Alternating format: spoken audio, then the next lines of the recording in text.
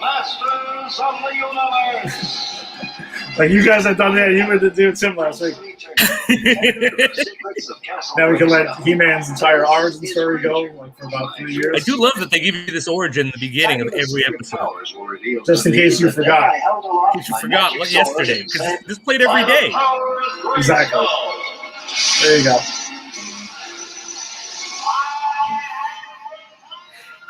You know, I never actually thought of the redundancy of what he says. By the power of Grayskull, I have the power. Yeah, it's a little weird. It is weird.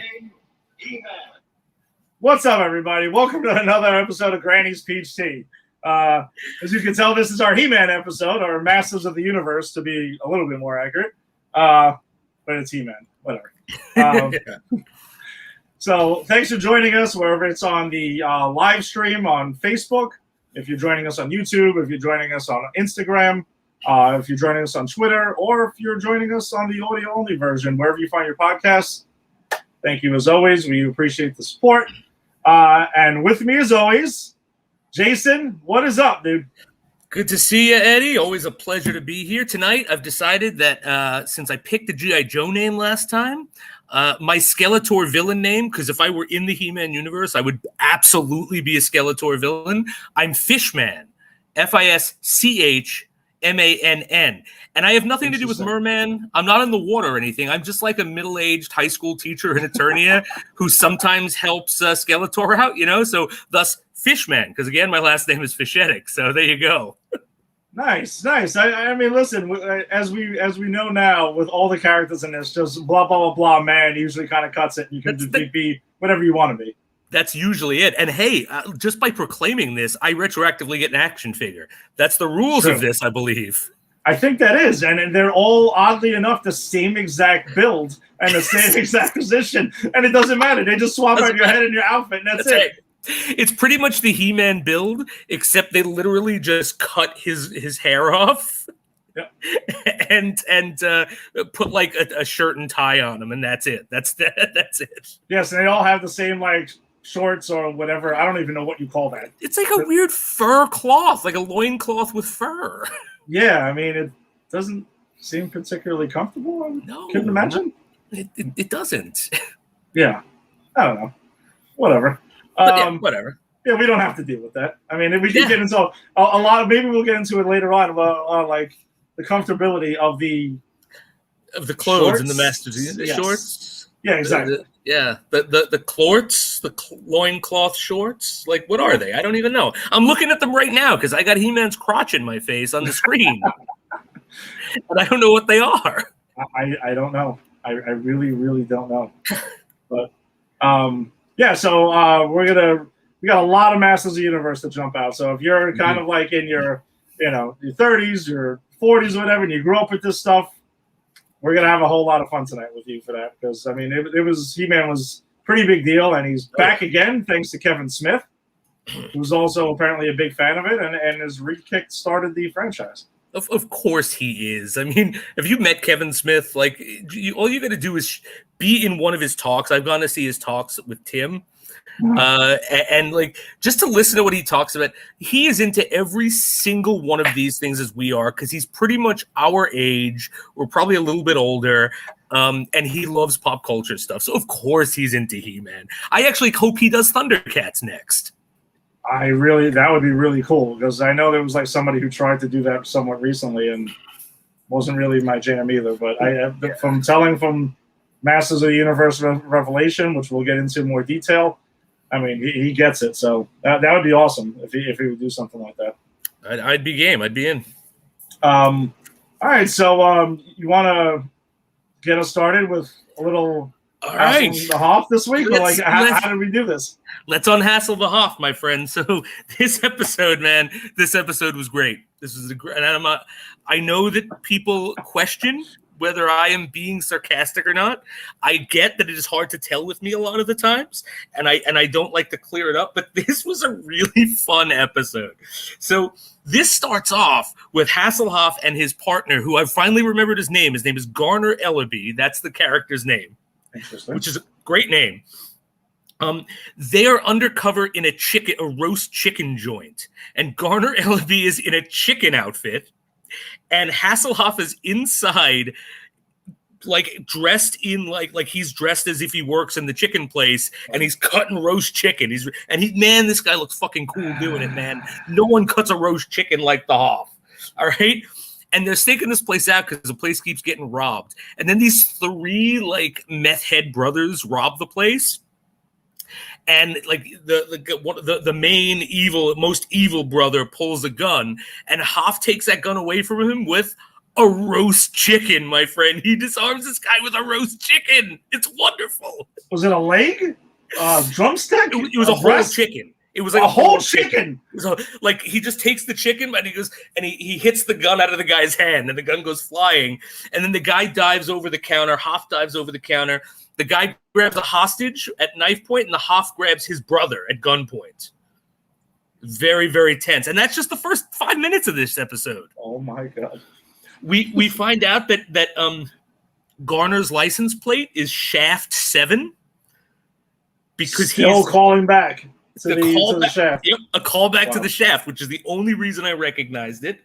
Wow. This is actually only the second appearance of Lou Rawls in the show, though he is in the credits. And so in the second part of this, the brothers, wanting to get the third brother back, they decided it would be a good idea to take Mitch and Angie Harmon and Lou Rawls hostage and demand the police give them back their brother. And in the process, they shoot Lou Rawls, they shoot Ellerby. Like this guy could shoot, and then they let everyone go but Mitch Buchanan. They keep threatening to execute Mitch Buchanan. And I'm thinking, if you execute Mitch Buchanan, he's your only hostage, the SWAT team will execute you in like 4 minutes. Absolutely. Like I don't know what you're doing, but yeah. So then all this stuff happens, and eventually, of course, Mitch Buchanan saves the day. And it ends with Angie Harmon saying that she's going to cook them dinner. And I forgot to mention this, but she lives in a trailer park in a rundown trailer. Interesting. I forgot to mention that. But they're at her trailer at the end. And she goes, "I've cooked dinner." And Mitch goes, "Well, I just want to warn you, Ellerby, that, she's not a very good cook." And they open up what it is, and it's roast chicken. And they go, "Ah, ha, ha." They grab the chicken, and they throw it up in the air. And that's the end of the episode. Why would they throw it up in the air? What is that? Because the roast chicken got them in trouble, man. They didn't want the roast chicken hoodoo on them. Oh man! Wow. But Lou Rawls actually has the best "It's only a flesh wound" line, because when you see it, this guy gets shot in the stomach, okay? Like he goes down. He's at the piano. They don't play him piano. He goes down, and as they're taking him out, he just goes to Ellerby. He's like, "Oh man, they just got me in the love handle. I'll be fine." Which I think is the best way to say it's just a flesh wound. And by the way, Lou Rawls, no love handles. Guy is a skinny older gentleman in this. Oh man, dude, you are a saint for watching this. I mean, this is special. This might be the most special episode that you've told us about yet. There's some that's the thing is every week I go, okay, nothing is really going to be it. Like I got to the Shaft thing and I went, nothing's going to be able to beat Lou Rawls and these guys singing Shaft. And then it did. Like every week I go, it cannot get any crazier. And it does. And again, I'm not hassling the Hoff. I'm actually really enjoying this. If you told me right now that this was the last segment, I would still continue watching this show. I'm gonna tell you, I sense it from you. I think you're actually you're into it. You are. I am. I'm starting to wonder if you're gonna spin off into your own Baywatch show and just start going through the whole run at some point. How awesome would it be if I spun off into a Baywatch Nights episode? Because I would completely do the opening of Baywatch Nights that I told you about, where I'd go, "Hi, my name is Jason Fishetic. You might be wondering what a comic book guy knows about Baywatch Nights and what he does at night." Wow. Because that's what David Hasselhoff does in that first episode. Oh man, this is something special. You know what it is? I think there was a very small window of time in the 90s. I would say between like 91 and maybe 96 or 97, okay, where they were just churning out like cheap, popular TV, like I think this was on UPN, yeah, Channel 9 at the time. I remember, and I watched this show while we were in pandemic, but there was a show in '91 called Forever Night about a vampire cop. It was just like they were just and it was low budget and it was on like all the time. But there was just this like thing in the '90s where if they would just throw money at you and say, "Here, make this and see if it works," and that doesn't exist anymore. And I think this is a prime example of like someone going, "Baywatch is awesome. Everyone loves it. Everyone loves David Hasselhoff. Everyone loves the crime genre because of Quentin Tarantino. Let's put them together." And I think you couldn't get that today. And there's just something about it that it's like, it's fun. It's not good. But I will bet you a Coke the next time I see you at the movie theater that if you watch an episode of this, you wouldn't necessarily like it or love it, but you'd be entertained by it. I'm going to tell you right now, we're going to be at the movie theater in 2 nights. We are. Yes, we are.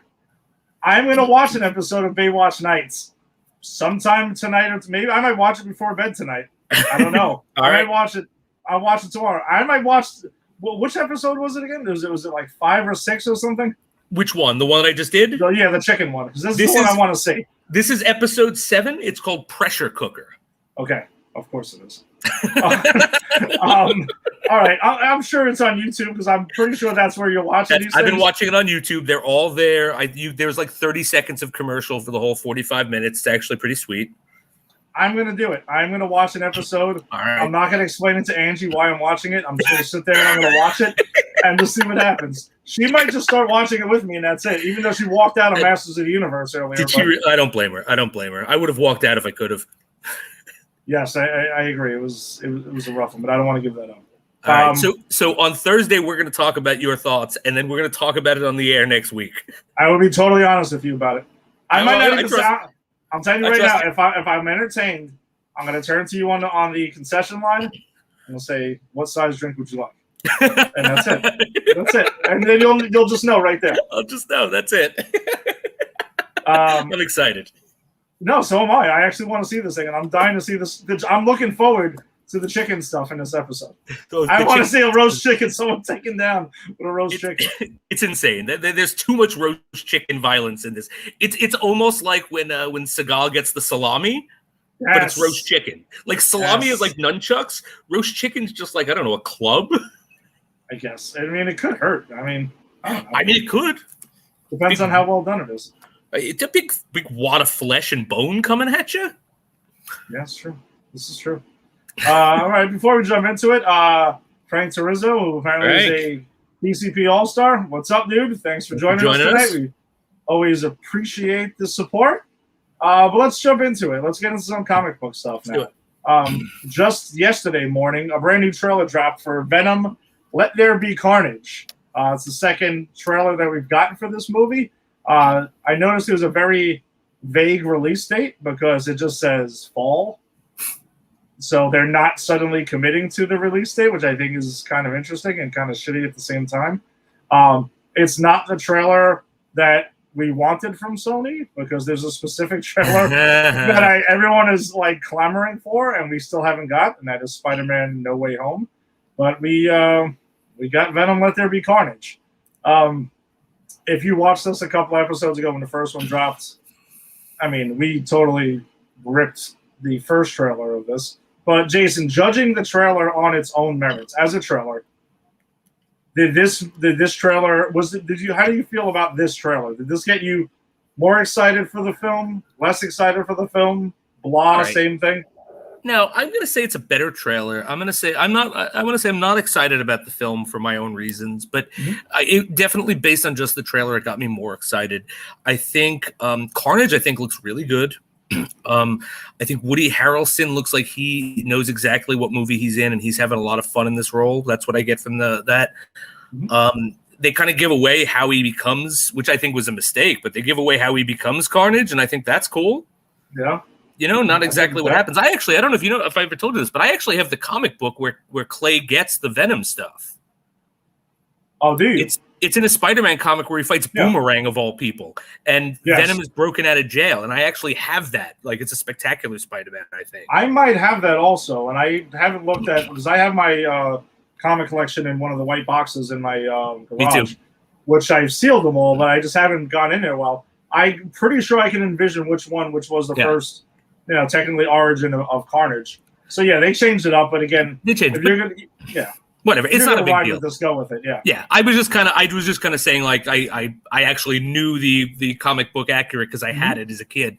Yeah. But my thing with this movie, and this is why I'm not crazy about seeing the first one. I know I'm going to have to, but I don't like the characterization of Venom, and I don't like the characterization of Venom in this trailer. Like, oh, what are we doing here? Let's go eat some bad guys.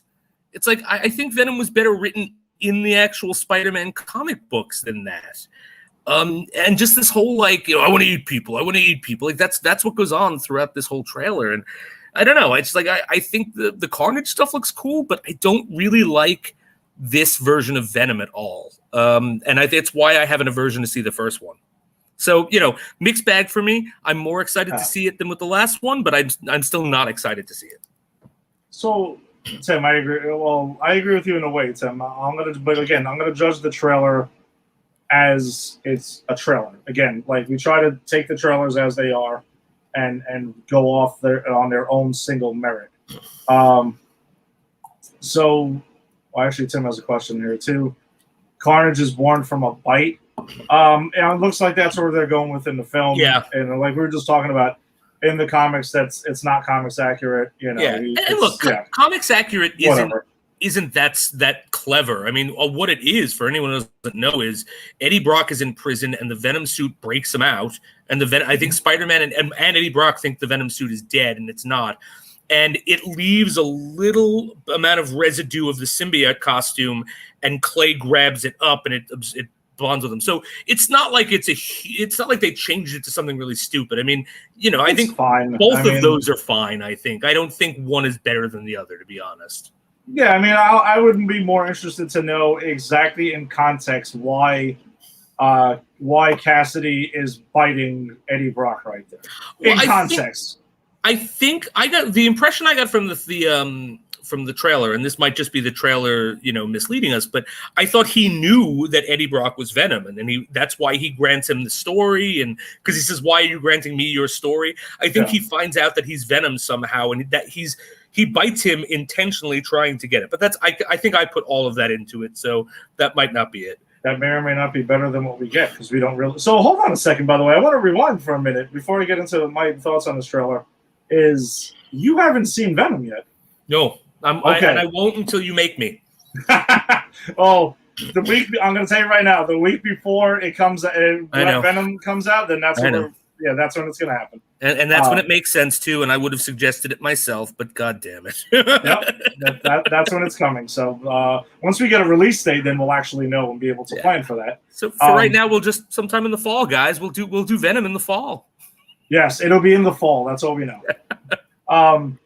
So I guess for someone who does not like the first Venom, and I went in trying to judge it on its own merit, because I had to know, obviously, the origin's not going to be the same. I have a real tough time wrapping my mind around a Venom solo film that there's zero connection to Peter Parker. There's zero connection to Spider-Man at all. But I did. And I just don't like the first one. It just did not work for me. It is weird. It's goofy. I just think it's poorly written and everything. But this trailer, though, was a much better trailer than the first one. I do think Carnage looks really cool. One of the things that I did like about the first movie is I do like the way Venom looks. Like his look and the whole CGI behind that and everything, it is interesting. I just think it gets goofy. But also, though, in the comics, Venom's solo stories over time do start getting kind of weird. Okay. And it gets this awkward humor when he starts to become less villainous, and it's more in terms of like, oh, I'm an anti-hero. Like the Venom Lethal Protector line, which I know I definitely have that line in my collection. That's when it starts getting really, really weird. So, it could be on brand with this or not. Yeah. I just still think the first one's poorly written. Andy Serkis is directing this one. I'm curious to see what he can do with this. But yeah, well, I mean, again, but overall, it did give me more. I am more excited to watch this because we're going to watch this even if we didn't have this show, I'm going to go watch it so I can either tear it a new one or not. I just have to do it. So, fine. But I am a little bit more excited to see with this. And yes, I agree with you 100%, Jason. Woody Harrelson looks like he knows exactly what movie's in and he's having a blast with it. That alone can make it entertaining. It could, because I think Woody Harrelson's one of those guys that if he's just entertaining to watch. Like if you watch something like the zombie movie, Zombie World, Zombieland, I forget what it's called. Yeah, Zombieland. That's it. Which I love that movie, and I love Woody Harrelson in that movie, and I'm hoping for a performance like that, where it's Woody Harrelson doing characters. Nice. There's Woody Harrelson. Look at that. Can he jump? Can he jump? No, can't. Nope. White man can't jump. That's right. Nope, where's Wesley? Oh man, I wish my Blade one was it handy. We could have had them. Oh, there you go. They're a 2-pack. They're a 2-pack. Nice. Sidney Dean. Yes, of course. Of course, there would be a white man can't jump pop, and I would have to do this. There has to be. Hey, I was all over the Coming to America pop. I got the Eddie Murphy. Nice. Yeah. Nice. Alex, by the way, I'm 100% with you. I'm going to start a riot if No Way Home gets delayed. Of course. I think we all will. We might all completely lose our shit. He's going to lose his shit if the trailer doesn't come out soon. He's going to flip out. Well, I want to point out that Alex is at my house right now. I didn't realize he'd be listening, but he's at my house right now. And we literally, between yesterday and today, watched the Sam Raimi trilogy in its entirety. Wow. Yeah. Is that the first time he's seen it? Or No. He's seen it more than I have. He loves the Sam Raimi stuff. Oh, okay. He really likes Spider-Man 3 as well. He was watching going, this is a good scene. And he it still has its problems, but he's convinced me there's actually some good stuff in there if you can divorce it from the bad decisions. We'll get to it eventually, but but I can agree with that though. I think Spider-Man 3 has some redeeming qualities, but I think overall some really stupid studio decisions that got in the way and they screwed with Sam Raimi, and that's what knocks it completely off the rails. Yeah, that's what it was. But there are some good moments, like the moment where Peter Parker forgives the Sandman. I forgot what a good moment that was at the end. I really liked that. No, it is. It is. I know Tim likes to make fun of the and he kind of just Sandman just like shifts away after that. But it does look it looks pretty funny. I mean, it does. I get the point of it though. But we'll get into it when we get to the to the Spider-Man movies. Which now that I rewatched them, I'm excited to talk about rewatching and talk about them here when we eventually do them. Oh, I mean, I still adore the first two, and the third one. That second one is still, I think, one of my favorite superhero movies. Like it is, and we were watching it today, and I never realized just how much Sam Raimi filmed that like a horror movie. Like there are so many shots and scenes, and like there are jump scares in that movie. Like it's such a well-made movie, and Alfred Molina, I think, is the perfect Dr. Octopus for that. Like it's like one of the pitch perfect Marvel movies for me. Yeah, and I'm beyond excited that we are getting him. I mean, that he's confirmed that as much. So yeah, and I'm excited to see that. Oh yeah. All right, so there's another topic we wanted to touch on before we dive completely knee deep into Masters of the Universe. Amen. Which was the ongoing little saga now that's formed ScarJo versus Disney.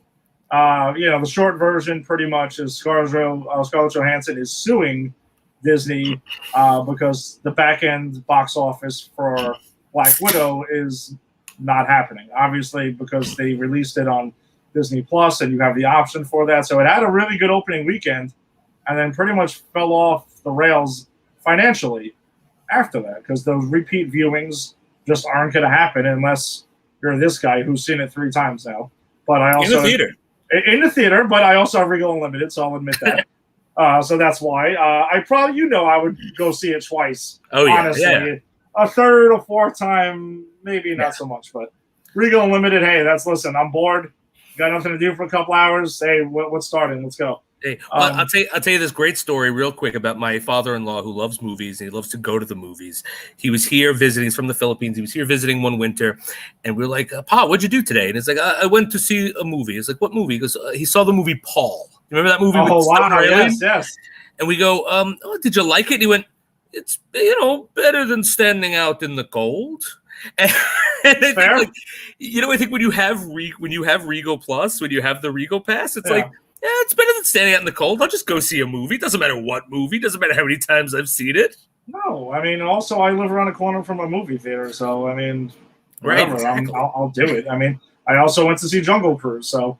Which I got to ask you about off air. I'm curious if you like it. Yeah, whatever. It was fun. I had a lot of fun with it. We'll put it that way. We'll get into details later. All right. But yeah, so this is pretty much a big deal. So then Disney fired back. You know, they exploited like ScarJo's, you know, her base salary that she got and everything like that. They threw out a number, and then, you know, her lawyers came back. Kevin Feige got involved and actually saying that he's pissed at Disney because apparently what he felt, I know Kevin Feige spoke against Disney. Awesome. Look, that makes me respect him so much more. Yeah, and that's like Captain America in Civil War. Yep. Speaking up against, you know, the government and stuff like that. So against the Sokovia Code, that's kind of what I thought of right away. But because he was just kind of like, listen, you could have took care of her financially with it and just gave her something, because the big thing now is that, and if I recall, it was probably started with Jack Nicholson on Batman 1989, was a lot of actors started like, all right, I'll take part of the box office. That's going to be my deal. Yeah. That's where we'll get Robert Downey Jr. did that with all his entire Marvel contract. He's made, you know, billions like off of it. That's a smart move. Yeah. Yep. So I understand why she's pretty pissed off about this, because it cost her a shitload of money. Right. And that's the thing is, at this point with these MCU movies, it's not a gamble. Like, if you're Alec Guinness in Star Wars, not A New Hope, because it wasn't called that then, just Star Wars in 77, right? People didn't normally do that. And Alec Guinness went, you know what? You can't afford my salary. I will take a percentage of the box office, right? Or I think it was even more than that. I think it was percentage of forever profits, because no one thought this thing was going to generate profits forever. Exactly. Right? But like, that's a gamble. That could have blown up in his face, in which case, yeah, he's got nothing he could, you know, there's no legal recourse. But this was not a gamble. This was a tried and tested MCU property from someone who has seen other people head MCU properties and make millions through the same deal. And the only reason it didn't go through is because of the pandemic. But also, from what I understand, right, like, it was a breach of her contract. Yeah, because in her contract, it's supposed to be a theatrical release only. Right. And things had to change. And I think that's it. I think people are I see people online bitching that she shouldn't be suing. She should be happy with the million she made. It's like, it's not about the money. It's about the fact that if something's in the woman's contract and the contract is violated legally, what we're going to side with Disney? Disney poops money. What are you talking about? Disney once sued a school for using their movie in a fundraiser. Like, Disney brings you stuff you like, but it is an evil corporation that is trying to hold a monopoly on every single piece of entertainment. We should not back them against ScarJo, unless at this point Disney has bought Pop Culture Pros, in which case I personally love our animated overlords and will sign my soul away, but only after they buy us. Well, I'm also a Marvel shill, which has been very, I mean, that's been known for a little while now. I mean, I got exposed on our Facebook page a couple months ago. So having said that, though, yeah, ScarJo's, I'm 100% Team ScarJo on this one, because it's true. Like, if you make that decision and you sign that contract, and that's a very shrewd, smart business move. Like you said, there's been 23 MCU movies before this. We know how this works. She went for it, and we all know it would have made a boatload of money continuing if it was normal circumstances. It's not like it bombed at the box office, because it didn't. No, but people opted to rewatch it on Disney Plus. You gave that option there. You should have just paid her you should have an estimate on whatever the heck the run was, and you should have just paid her, and that's it. That's it. Yeah, that's it.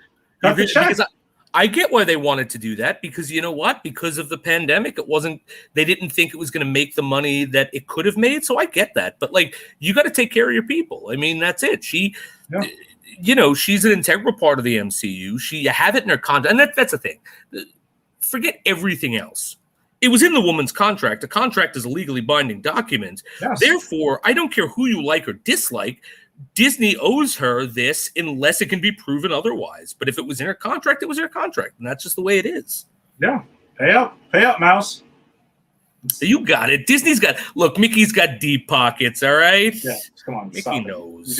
You guys own Marvel. You own Lucasfilm. You own like theme parks. You own everything. I mean, whatever the heck you want to think of. I mean, shit. They bought Fox. I mean, come on. Right. You own The Simpsons. Yes. You own it. Yeah. We can probably forget things that they've owned right now. So money is definitely not a problem for them. Again, they literally crap money. I mean, at this point, yeah, that's literally what they do. This is. I mean, they have more money than they know what to do with. And so does Scarlett Johansson. But the next time, they shouldn't put that shit in her contract. Yes, or that's it. And I guarantee you, though, Hemsworth has in his contract for Thor: Love and Thunder and everything else. I guarantee Benedict Cumberbatch has it in his contract. Of course. You know, Tom Holland, I'm sure, has some version of it with Sony. You know, in his contract, he's definitely getting a piece of the Spider-Man movies. Of course, everyone's they should. Absolutely. Well they should. These people bring it to life. You know, I mean, you could say, oh, they're lucky that they were tapped in the first place. And, you can argue that. But the fact is they made it something. If the Avengers is not the Avengers without these particular actors. Exactly. Yeah, I 100% agree. All right. So let's keep it rolling, though. Let's shift gears to pretty much the heart of this episode. And it's He-Man. It's Masters of the Universe. Should we resume his origins from the beginning? I'm sure it'll pick up right there. Just keep on going. I'm sure he's been talking in the background the whole time. That's right. And then when I was 12, I held aloft the sword. I remember when Cringer used to go ahead and go in the litter box, and sometimes he didn't. So I'm afraid of litter, He-Man. Until I go ahead and tapped him with the power sword, and it became, and then he moved outside. Bad cat. Before we went ahead and went live tonight, we were talking about it, like when Jason and I grew up mostly in the '80s and stuff like that, and went on in the '90s. And He-Man was like, for me, was like one of my big three. It was G.I. Joe, He-Man, Transformers. I mean, I was into my Marvel stuff then, but like. Between the toys and the cartoons, I mean, these were like the big ones. So, I mean, Masters of the Universe, man, like you even said last time, like the action figures were bananas. Like, I mean, there was so many of them. I mean, everyone, I'm pretty sure it had He-Man, Skeletor, like the main ones. And then it started getting to Fakor, and it was a Faker, and then it was like Battle, Man at Arms. Ram Man. See, Ram Man, I loved it. He pushed it down and shot up. You haven't gotten weird yet because you're talking like maybe not yet. First or second gen of this. It gets crazy. Yeah, I mean, wherever, I don't even remember where Stinkor came in. Oh, Stinkor really stunk like a skunk. Like patchouli. It was like, I think they rubbed it, from what I understand, they actually, not rubbed it, I think they soaked the plastic in patchouli oil when they made it. And like, I mean, so truth be told, I had every one of these action figures. You name a He-Man character, if it had an action figure, except for King Randolph and Fakor. The only two I couldn't find. I had Fakor. I do not remember having King. Yes, I did. I do not remember having King. Well, he was He-Man, but he was like blue. Right, which is probably why I didn't have him. It was weird. But I think I got rid of my He-Man, like, I think I had them into my 20s. And Stinkor still smelled. Like, the smell does not go away. No. Mossman stunk also. Mossman? Yeah, Mossman smelled like peat. It was like mold. Yeah, and then it was... he was in Revelations, the robot guy too. The robot. Yeah. I forget his name, but yes. Which I had him. He was cool because you could see when you moved him, the gears inside of him moved. Yes. Which I thought was super cool. And it was, I mean, I had Battle Cat, and was it Panther? Panther. Yep. Panther was He-Man's. Yep. I remember I definitely had Castle Grayskull. I had Castle Grayskull. I had Snake Mountain. I had Horde, the Horde Village, whatever it was. Yes. And I had the fucking Tri-Tower of Eternia, which shows up in Revelations. We're going to talk about it. Yes, it does. But yeah, I mean, that's how big I was into He-Man. Like, that was my favorite. Like, my top three were He-Man, Thundercats, and G.I. Joe. Mm-hmm. but He-Man was far and above my favorite. Yeah, I mean, the toys were pretty awesome. I mean, we joke around how they're all exactly the same exact build and everything, with just different clothes and different heads and stuff like that. But they were posable figures that worked, and the like the weapons they came with weren't like super fragile either. Like they were pretty durable. Yeah, like the sword of Grayskull is it's a big chunk of plastic. Like it didn't break. Like even the guns, when they had guns, because some of them did have them, they were sturdy. Like the G.I. Joe stuff I used to lose a lot, or they used to break because they were kind of fragile, because the G.I. Joes so are small smaller. too. Yeah. Yeah. But these you could play with. And also too, I think these are the first action figures that come with like swappable clothing. Like I remember you could take He-Man's chest thing off, and you could take Man-at-Arms' armor off. You could swap it with each other. So there was some interesting stuff going on in the action figure line. Yeah, no, and they were pretty durable. They were fun to play with. I think even like they weren't as like hard rubber as the wrestling guys were. No, and the wrestling guys were bigger. Yeah. Yeah, but they were a pretty durable plastic though. With the size difference, I don't think they were that off from what I remember. No. They were like your average, like maybe 6-inch action figure. Nowadays, they weren't too bad. I'm trying to think. And what I liked about it too, were they really did get creative about gimmicks after a while. So, and we'll get into it when we talk about the Christmas special. But there was the elephant guy, and if you had the elephant guy, which I did, you could put water in his back, and it spurted out his tusk. Yes, I remember that. His trunk. There was the cyclone guy, which was briefly you saw him. I only recognized if I had him. He had a blue face. I had him too. He had this thing on his waist that he spun his arms around like that. So then there was the two-headed, like the Siamese twin monster that could punch himself with Too bad, right? Too bad. That was it. Yes. Ooh, I totally forgot about it until I watched the damn Christmas special. Yep. I completely forgot about that guy. And even Orko, if you remember, he was one of those things where you put one of those zip lines in and pull it out. Flipped around. So, so as much as we joke about how some of these characters were kind of just color swaps, there are certain characters where they really did try to do something unique with. And I appreciate that looking back, because it was the 80s. It was the Wild West of action figures. They literally could have sold me anything and I would have been happy. Yeah, no, for sure. And some of the stuff that we watched this week, to get ready for the episode, there was a lot of things like in Revelation. There was the one that Triclops has, that vehicle with the black one with the red spinning shit. That thing was awesome as a toy. Yes, it was. That was so cool. That was another wind-up, I believe, right? Yes. Was that a wind-up? Yeah. Yes. When we get to Revelations, something I love about Revelations is every time they had a vehicle that was in the cartoon, steady close up, it kind of looked rotoscope like it was a toy. Like Revelations knew exactly the nostalgia buttons to push. We'll get to it, but I just wanted to point that out since we're talking about the toys, because it also had that thing with the boulder that shoots forward, and I had that. That was an awesome thing. Although the boulder didn't shoot. No, it just flopped, and that was pretty much that. I was trying to remember some of the other vehicles that I'm pretty sure they had like this life-size power sword, and I remember having some shit like that too, that you actually got to have and fight people, play with yourself. I'm sure, fight people with and stuff like that. I remember the power sword of some sort. I'm sure they had lit up or not. Yeah.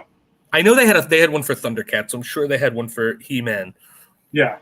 But yeah, and the cartoon was there. I remember it being on locally in New York. It was on Fox 5. I think it was around 5 o'clock, on the dot. And I remember rushing home sometimes. You do your homework quick and knock that out or whatever. And then it was He-Man time.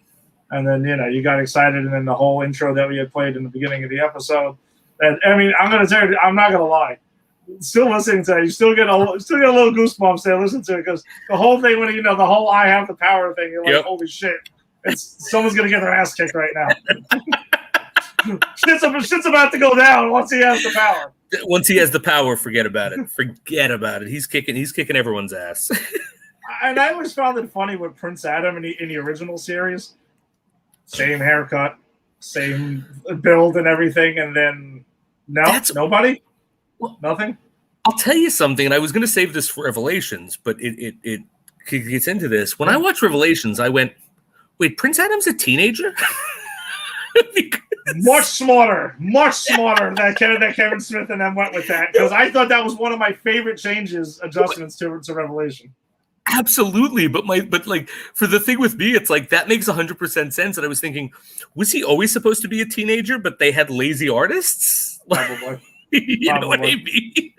Yeah, that sounds about right. And he has this weird voice when he's Prince Adam. He does have a weird voice. Yeah, I don't know what that is. What that's supposed to be. I can't do it. But it's weird. It's like it's like nasally. Yeah, it's like nasally. That's it. That's it. It's like, how, why? Hey, man at arms, or it was something like that. I started to sound like Orko a little bit, but no. Well, I mean, it's probably the same person doing the voice. oh, guaranteed. And I remember my cousin, who would watch this stuff with me. One of my cousins, she went ahead and obviously got into She-Ra, and then it was the whole thing and had those toys and like that. But I actually thought Hordak was actually pretty awesome villain. He was, and they released pretty cool looking villain. Yeah, they released Hordak and the Horde as Masters of the Universe. I did too. Yeah, and it's funny because my sister, I have a sister who's 3 years younger than me. That's Alex's mother, and she collected She-Ra and I collected He-Man. Mm-hmm. But I always found it funny because She-Ra didn't really have many villains because they were dolls. They weren't really action figures. So I just found it funny. It's like, we're going to sell you these She-Ra dolls and we'll sell the boys the villains. And but Hordak was such a cool villain. They should have made it for She-Ra too. Yeah, because I saw in the Christmas special that there was a few of the villains, and I'm like, holy shit! I kind of recognize some of these guys. Yep, I had the whole Horde. I even had. Did you notice the guy who with the not the too bad, but there was a guy who had 2 heads and he was all red. Yes. I had that guy. And that literally came in pieces, and you could reconnect him any way you wanted. It was one of the coolest figures. Yeah, no, they got pretty innovative with a lot of the stuff. And I remember the second line, what was it, Battle Attack He-Man, where he had this thing on his chest and it spun around. Because he took damage. Yeah, now that I look back on it, I'm like, wow, really? They got me with that. Because I thought he looked cool. Hey, listen, he's still He-Man. Hey, and there's a Skeletor one too, where I remember he took the damage too. Yep, I was gonna say I bought the Skeletor one so they could damage each other. Oh, absolutely. And I don't remember if they went. Did they go past that with these two? Or at one point I remember having a He-Man that has a dragon on his back that spits water. Oh, okay, all right. Yeah. No, that sounds kind of familiar. They go real gimmicky. They go real gimmicky with the He-Man and Skeletor, and it's the set whatever they do with He-Man, they do with Skeletor. So Skeletor also has an evil dragon on his back. Of course. Because I remember the toy line that I remember really jumped the shark with that shit was Ninja Turtles.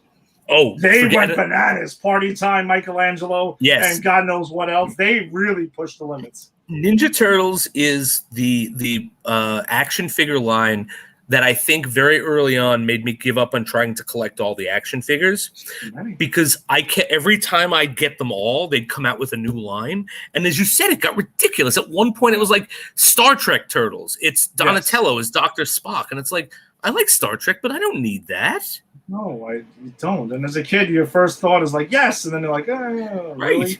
And there are even some in the regular figures. Like if you remember Ace Duck, Ace Duck was never a character. Ace Duck is a character on a television show that they watch, and they made an action figure of it. I think they did. Of course they did. But I can't wait till we actually do the Turtles and can talk about those action figures as well. Those action figures are bananas, but crazy. But they were also similar size as the Masters of the Universe. When I remember right. Yeah, they could probably be compatible. But I recall them being totally different eras. I had my He-Man stuff, and then by the time it was much later, around late 80s, early 90s with He-Man. He already kind of faded out at that point. Yeah, I still had my He-Man stuff because I had it for a while. Yeah, but I wasn't crossing over. I was playing. I remember doing crossovers with He-Man and Thundercats because they were around the same time. But once Ninja Turtles came out, that stuff was packed away. Yeah, pretty much. And do you remember? Did you ever have any of the collector's carrying cases that they had for He-Man? I did. The plastic one, and they had like the slots where you could put like. I did. I had 6 or 12 of them. I think I had the Castle Grayskull one. Okay, yeah, I remember they had some carrying cases too. Yep. Did you have one? Yeah, no, I definitely had the carrying case. There's no question. I went crazy with those things, man. So crazy with those things. I don't remember them being quite like I said last week with G.I. Joe with the Danny's Kids stuff, but I remember like I lived in Long Island briefly, and there was a Child World that was out there. It was a massive store, and I remember that's when I remember a lot of He-Man stuff coming out of that place because they always had them front and center, and it was like, yeah, this was the jam to go. But see, I grew up in Glendale, which you're right, and the Toys R Us that was in Glendale was the one in Middle Village in that mall over there, and it was there forever. It's not there anymore, right? It's like a Kmart now or something. No, it's nothing now. It's nothing now? Kmart didn't make it out of COVID. Oh, wow. So it's just an empty. Oh, wow. Yeah, and that's huge. That's a huge center. That's really sad. Yeah. But yeah, so I would always go for all of my toys. Like I would go there for He-Man, I'd go for Thundercats, I go there for Turtles. I collected all the Dick Tracys for a while, if you remember those, which we'll get to that when we do that movie. I can't wait to do that movie. But that was always for me. Like I always went to the Toys R Us. I could still see the aisle. I remember going like asking someone like, "Can you check the back to see if you have this character?" Of course. Oh man, that was good stuff. But yeah, and the cartoon was pretty exciting, and I actually forgot that they had PSAs until the other day when I found them posted. I kind of spaced out on that. I don't know why. Well, you know why all those shows had PSAs at the time? I know. I remember when we were talking about it. I personally learned it if you watch a show on Netflix called The Toys That Made Us and everything, and that's where I didn't know it until. Did you know it before that? I did. Yeah, I did just because I have a friend who is super into action figures, and I think I learned that from him. Okay. Yeah, so they pretty much had to go ahead and start making sure that a portion of the cartoons were educational. And there was something in there, so they had to like fit those in. Well, that was federal law. Yes. Up until the mid '80s, when thankfully capitalism won, and now they can put any dribble they want on TV with absolutely no educational value whatsoever to rot the brains of our children. Thank rich God. But like that's why things like Conjunction Junction, you remember that song, and like that whole run of like cartoons that taught math and English and science. It's because if you put out you had to have a certain percentage of children's entertainment that was educational in order to have the rest of the stuff. And actually, I believe it's shows like this that got it dismantled, right?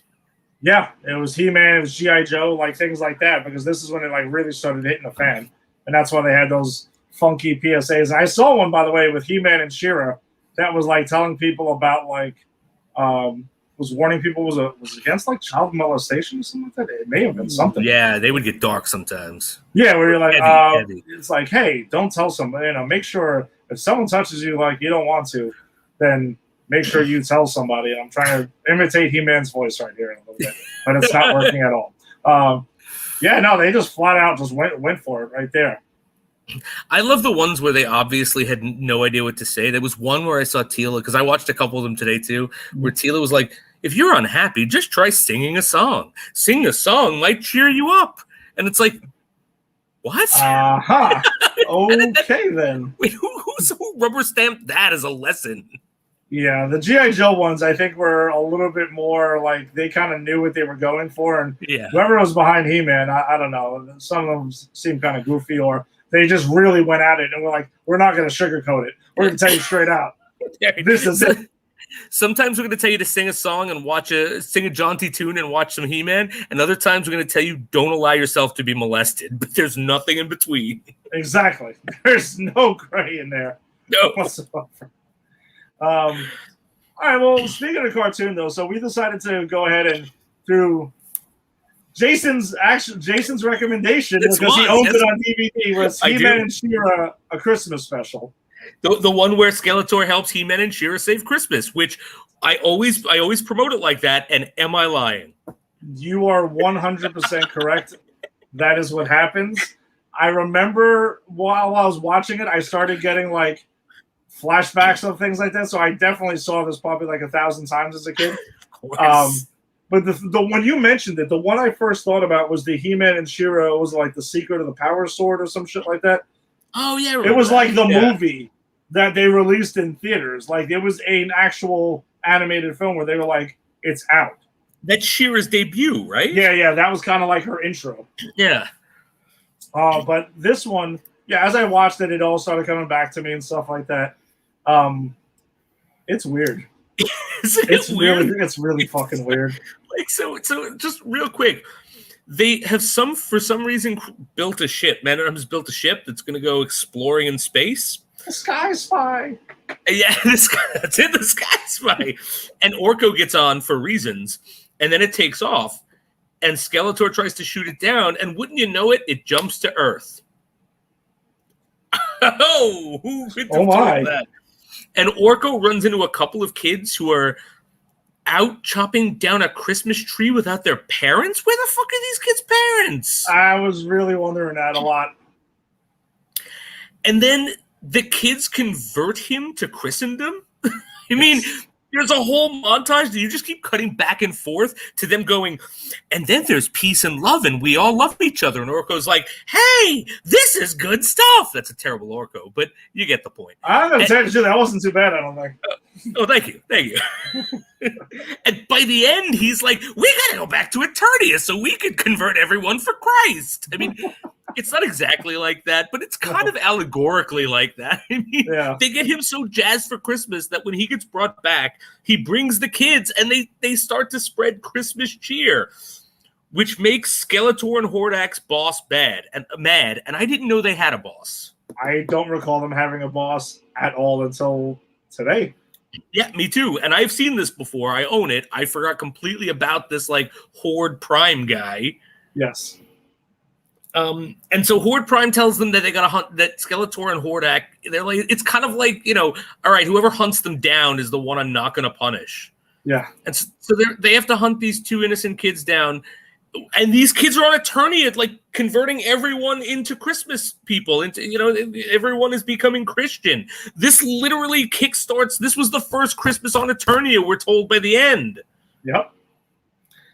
And so, long story short, Skeletor gets them, and then being with these kids gives him the spirit of Christmas. And he winds up like fighting Hordak and defying Horde Prime to return the kids to He-Man. And he actually says like, I don't know what's come over me, but I don't like it. Like he said, right? And like honestly, we were 30 seconds away from like, we've got to put the Christ back in Christmas. There's a reason for the season, He-Man. It seemed like the big selling point to everybody was the presents. I remember everyone being hyped up about the presents. Like Orko was like, all in presents? That's it. I'm in. Let's go. That's true. But see, Skeletor wasn't about the presents. Skeletor felt Christ in his heart. Yes, he did. And therefore, you know that there should have been a sequel where Skeletor is trying to put the Christ back in Christmas. I'm just saying. Listen, maybe Kevin Smith picks that one up. I don't know. Kevin Smith do a Christmas episode.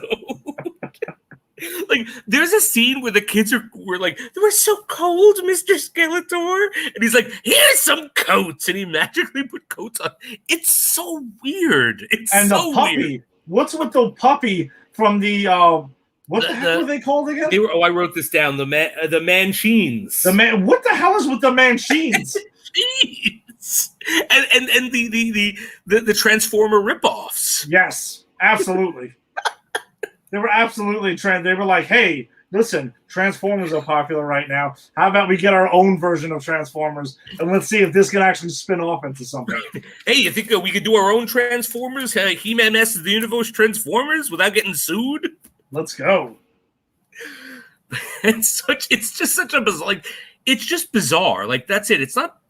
I wouldn't say it's bad. I wouldn't say it's good. I would just say it's really strange. I'm going to tell you something right now, and I made this decision this morning when I watched it.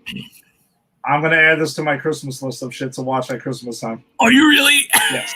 Yes. I was into it. I'm gonna be honest. I was kind of like, if this was December and it was like, and I was kind of like Christmassy during the week, I could have seen myself waking up one morning, having my breakfast, and being like, I'm gonna throw on a He-Man and She-Ra Christmas special. Why not? Why not? It's entertaining. It is. It was entertaining. I'll watch Die Hard that night because that's my favorite Christmas movie. Great Christmas movie. There you go. He-Man and She-Ra, Die Hard, Jingle All the Way, Scrooged. It's all happening. I can't get behind Jingle All the Way, but Scrooge is my favorite Christmas movie. Dude, Walmart. Okay, Walmart has Turbo Man now. Dude, oh, get out of here. Do you think I'm not going to get my hands on Turbo Man? Now I have to buy a Turbo Man. Even though I don't like that movie, I have to buy a Turbo Man. But remember, though, if I see you at a Walmart and there's only one left, insanity ensues. We got to fight. No, we have to chase each other. We have to do whatever happens in that movie. And look, I'll be Sinbad. It's Sinbad, right? Is Sinbad the other? Oh, yes, Sinbad. I'll be Sinbad. You can be Arnold. Turbo Man. Yeah, no, I was entertained by this, man. I was kind of digging it, and then I don't know, I got the nostalgia bug right there for it, and I was all in. I'm like, yes, this is He-Man, and there was some. I thought it was kind of funny how they had to do the He-Man like in his music, and the name had to come in, and then it was She-Ra's music had to come in out of nowhere with her music and everything like when they're about to do something. As if these characters were actors under contract that you had to 50-50 split. You know what I mean? Yes. It's like, dude, they're cartoon characters owned by the same company. Who cares? But no, you're right. They very carefully, like every time She-Ra went in action, it was She-Ra or whatever it is. Yeah, exactly. And every time He-Man went into it, it was like He-Man. Yeah. Like, why? Okay. It's okay. It's a crossover. We get it. And what I love is this, even though this was a Christmas special, and it was like a movie, like it was like a cartoon movie length. It was like an hour, right? It was 45 minutes or 50 minutes.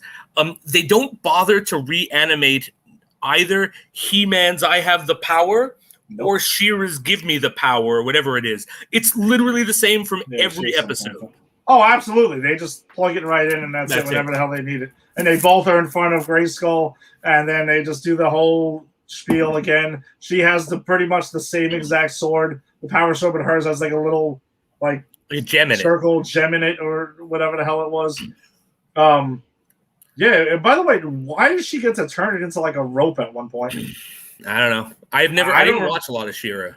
No, I'm pretty sure that I remember watching some of it and whatever because I was like, oh, you know, it worked on me as a kid. I saw them in a movie together, and I'm like, oh, what is this? I must see this. When is He-Man going to show up every episode? I'm waiting for He-Man to show up. It's never going to happen. I know my sister watched it, and my sister I recognize a lot of those characters because my sister had the dolls, like the guy with the mustache, the guy with the 70s porn stash. You know what I'm talking about? What's his deal? Yeah, what's his deal? His name is Bo. Oh, he is Beau because he is the boyfriend of someone, maybe She-Ra's counterpart. I forget. But his action figure is the only one I remember, actually, because it just weirded me out. There was a button in the back, and it made his heart beat, and you could see his heart, like you could see a heart-shaped cutout, and you could see his heartbeat because he was Bo. You get it? You guys get it? Bo. It was. But I remember that guy the most because it was the weirdest. But my sister had a lot of those in those dolls. I don't know. When I saw him, I remembered an idea of him. I'm like, oh shit, that guy looks familiar. I don't remember his whole deal with like his guitar or whatever the fuck he has, a banjo or some shit like that. No fucking idea. Yeah, no idea. Yeah, I just remembered like the idea of him at some point. I'll tell you though, I think we were talking beforehand, and we were both talking about like dipping into some He-Man. If I can find it, I think I might dip into some She-Ra too. I think so, and like the original, because I know there was like a Netflix reboot thingamajig that. But my first question was when I saw they were doing that, I'm like, wait, does that mean they're gonna have He-Man? Right, because they're twin siblings who live on different planets, which I don't get. Guess what? Guess who's gonna watch He-Man and She-Ra the Power Sword? Because I have to find out. Yeah, you're right. I have to remember why why are they siblings and why are they completely different? I mean, we know why because they have to have two separate shows. Yeah, right. They don't show up all the time, and that's it. Exactly. Let me know where you find it. If you could find to stream it free, let me know because I'll definitely watch that. It has to be on YouTube. There's the same thing, right? has to be. It has to be. Yeah. So there was some other weird shit that happened in this Christmas special. That It's a lot of weird. Besides the machines and stuff like that, which I don't know what the hell that was about. I don't know. Not the Transformers, those big like silver robots or metal robots that were attacking them. I don't know what that was. I don't know. Like, that's the thing. Things just happen in this. Like, the kids get taken, and there's a big hunt for the kids, and they run into lots of stuff I don't remember from the show. Mm-hmm. And that's what happens. But, like, they jam-pack this with, like, super cool cameos of different villains and good guys. Like we get the elephant guy. Which I don't know if he's super cool or not. He was a super cool action figure. Great action figure.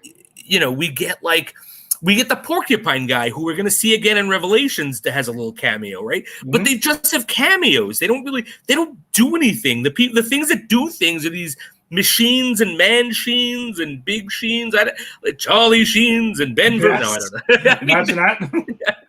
Actually, if there was a Charlie Sheen where it was like, you know, part Charlie Sheen, part machine, I'd be in for that. I'd buy it right now. I hope it's right in the next aisle from Turbo Man.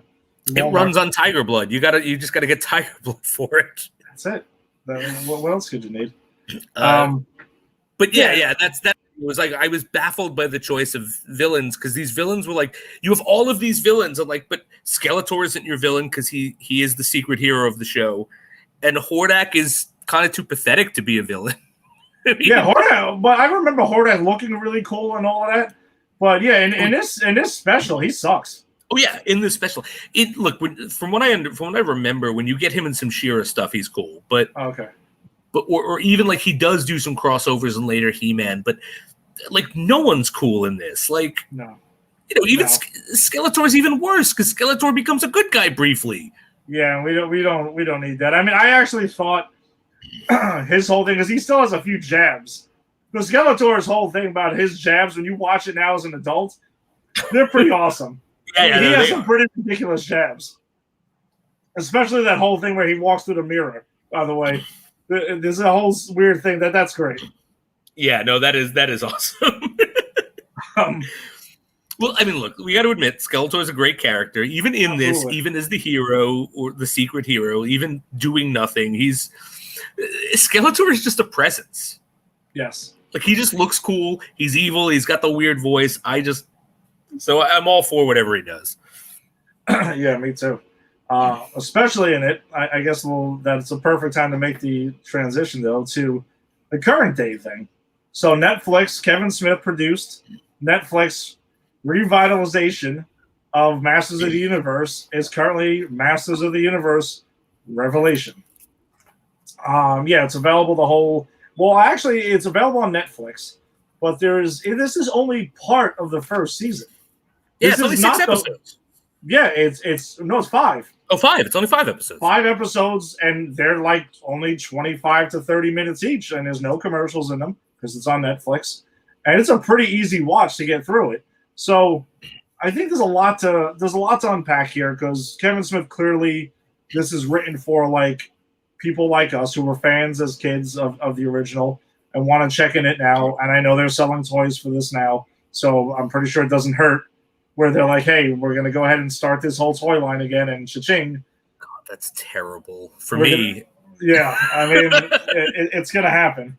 But I think I really, really enjoyed this whole thing. Like, it brought me right back because I haven't watched anything He-Man probably since I was a kid, since I was 6, 7 years old or something like that. Because this isn't a property that they like mainstream tried to keep on rebooting.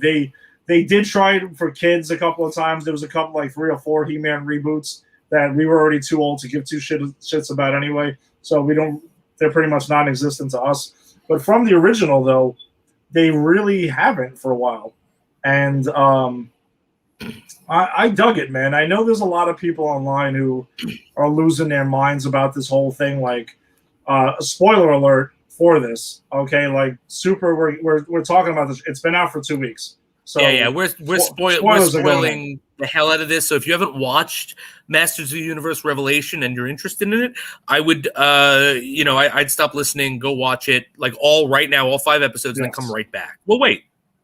Exactly. No. We'll wait for you. We got nothing else better. Just come back and check us out later. Yeah, check us out later if you don't want it spoiled. But we are going to spoil it, so this is going to be your last warning. Yes. All right, so now we're good. He-Man's done in like the first 5 to 10 minutes of the show, and him and Skeletor. But the story goes on, and yes, it's not BS.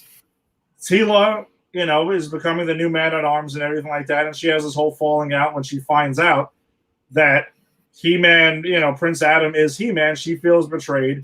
She's like, you guys are all liars. Everyone knew this shit, apparently. I mean, really referring to Man-at-Arms and Orko and the Sorcerer and everything like that. And Adam, and she's really pissed. Even though Adam's dead, she's really pissed at Adam. Exactly. And we don't really get that huge of an explanation of why Teela was never given, that I can recall off the top of my head at least, of why he never told her. He just did not. No, am I misspoken or no? I think there is an episode, if I remember correctly, that I watched it. Yeah, because I watched this like 2 weeks ago. So there isn't there's not an episode in Revelation that addresses it. There's an episode in the original that addresses why Orko knows, because the Sorceress knows because she gives him the power. Yeah, and Man-at-Arms knows because Man-at-Arms. I mean, spoilers. They didn't say this in Revelation, but spoilers for anyone who hasn't seen the original show. Teela is secretly the Sorceress's daughter, and it's hinted at, right? They kind of hint at it here, but they don't say it. But so Man-at-Arms, who works and has sex with the Sorceress, has a relationship with the Sorceress, he obviously knows because. And I think the thing is, like the Sorceress says, I know Man-at-Arms knows because he's the guy who's going to protect his secret identity in the court. And Orko finds out accidentally. Like Orko walks, like there is an episode that explains it. And Orko like kind of sees him transform. And those are the only 3. So in Prince Adam's, defense, he actually didn't tell anyone. Yeah. Like they either knew or found out. And I think the whole thing was he didn't tell anyone because he didn't. It's the same thing with Spider-Man, or the same thing with any dual identity. You don't want those you love being in danger, so it's best not to tell them. And then I want to be clear, if anybody on my friends list, any of you, my friends, are superheroes, are He-Man, if you secretly have powers and you're fighting crime, don't tell me. Don't fucking tell me ever, because I don't want to be in danger. Let me live my normal, boring, mundane life while you put your life in jeopardy. I don't understand why everyone's mad at him. Why Teela's mad at him for this, but I mean, I guess I do. But whatever. Yeah. Don't tell me if you're a superhero is what I'm saying.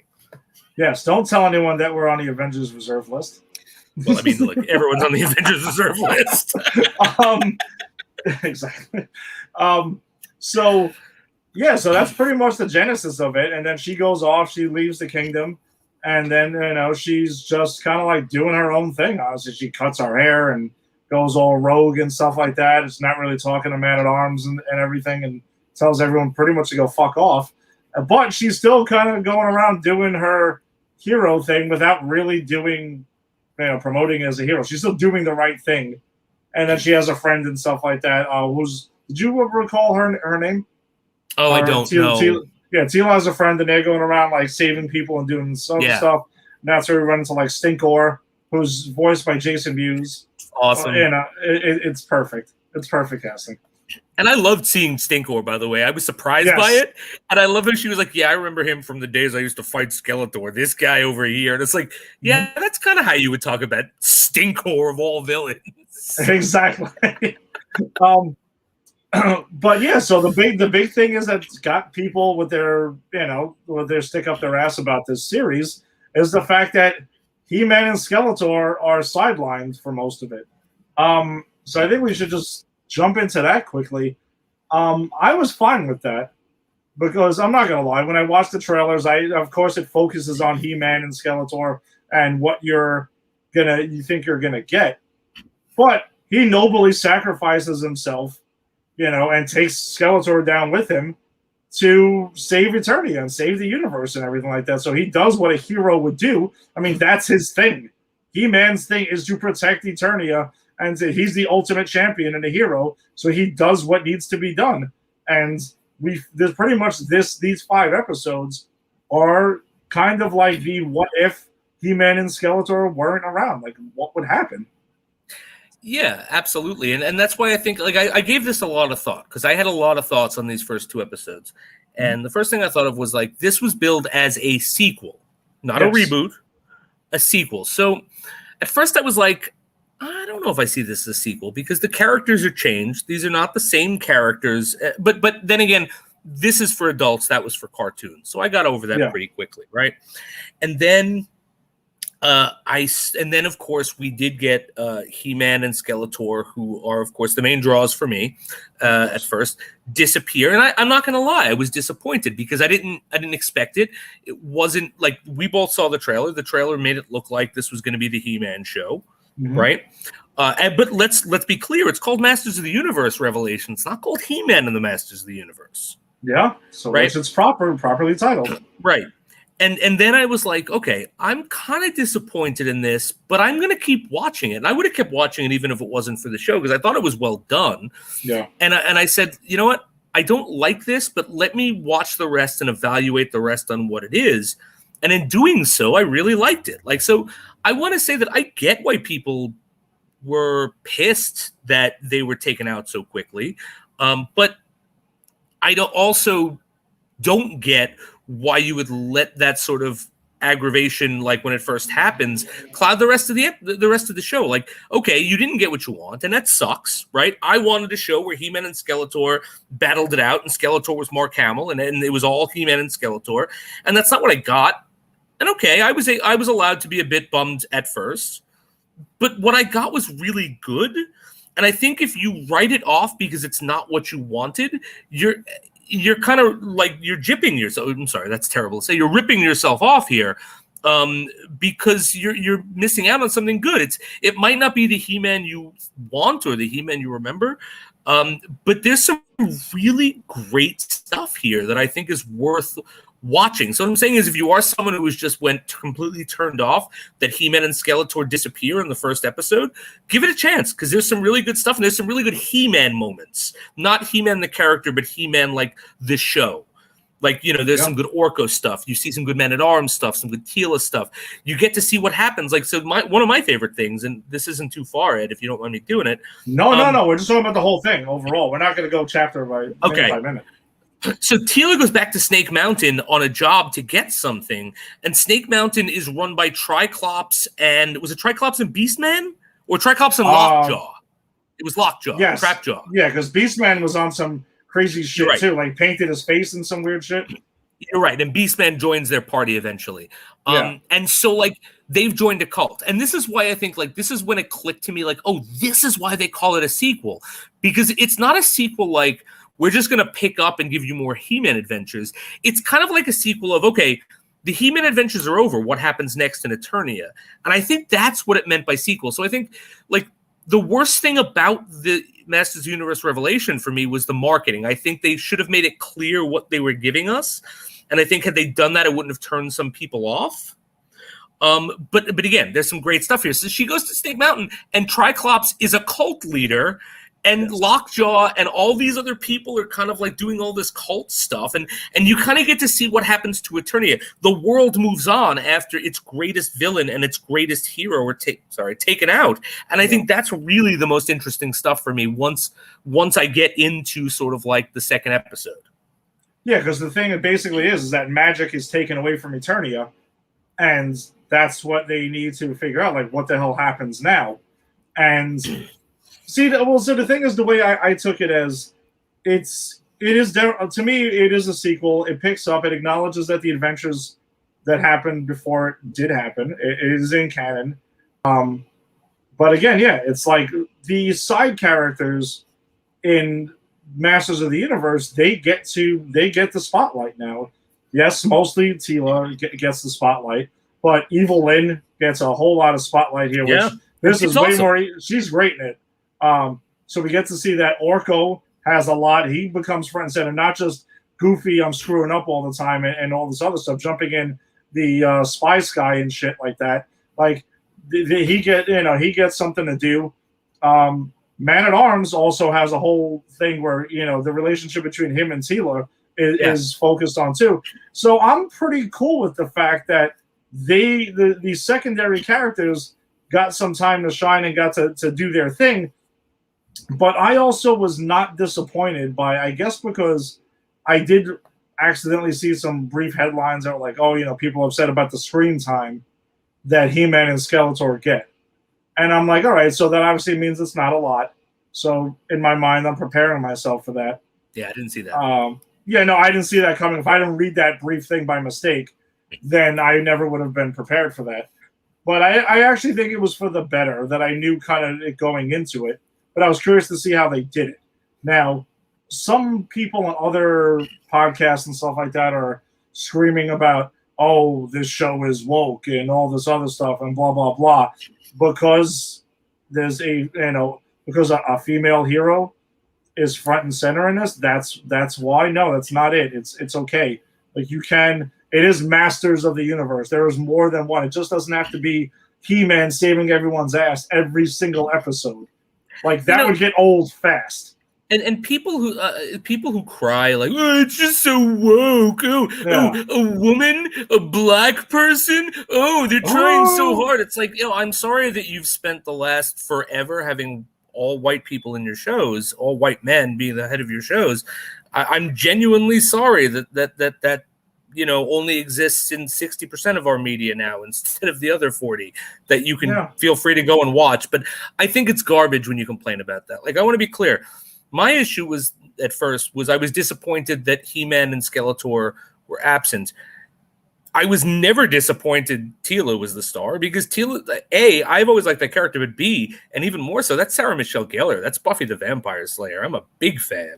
Yeah. I've watched every episode of anything she's done because I just like her work. So, no problem here. But I think if you're decrying the woke thing, then your problem isn't with Masters of the Universe or He-Man. You've got other problems that have nothing to do with pop culture, and maybe reevaluate what you want to watch. There's lots of non-woke stuff with straight white guys that you can watch. It's out there for you. Yeah, but that's the thing though. I never got the feeling that it was like, oh, they're trying too hard or trying to do this. I kind of felt like it organically happened. Like, it's not like He-Man and Skeletor were written out because it's like, oh, they can't like be heroes anymore. Like they can't. He-Man sacrificed himself, the ultimate sacrifice that any hero can do.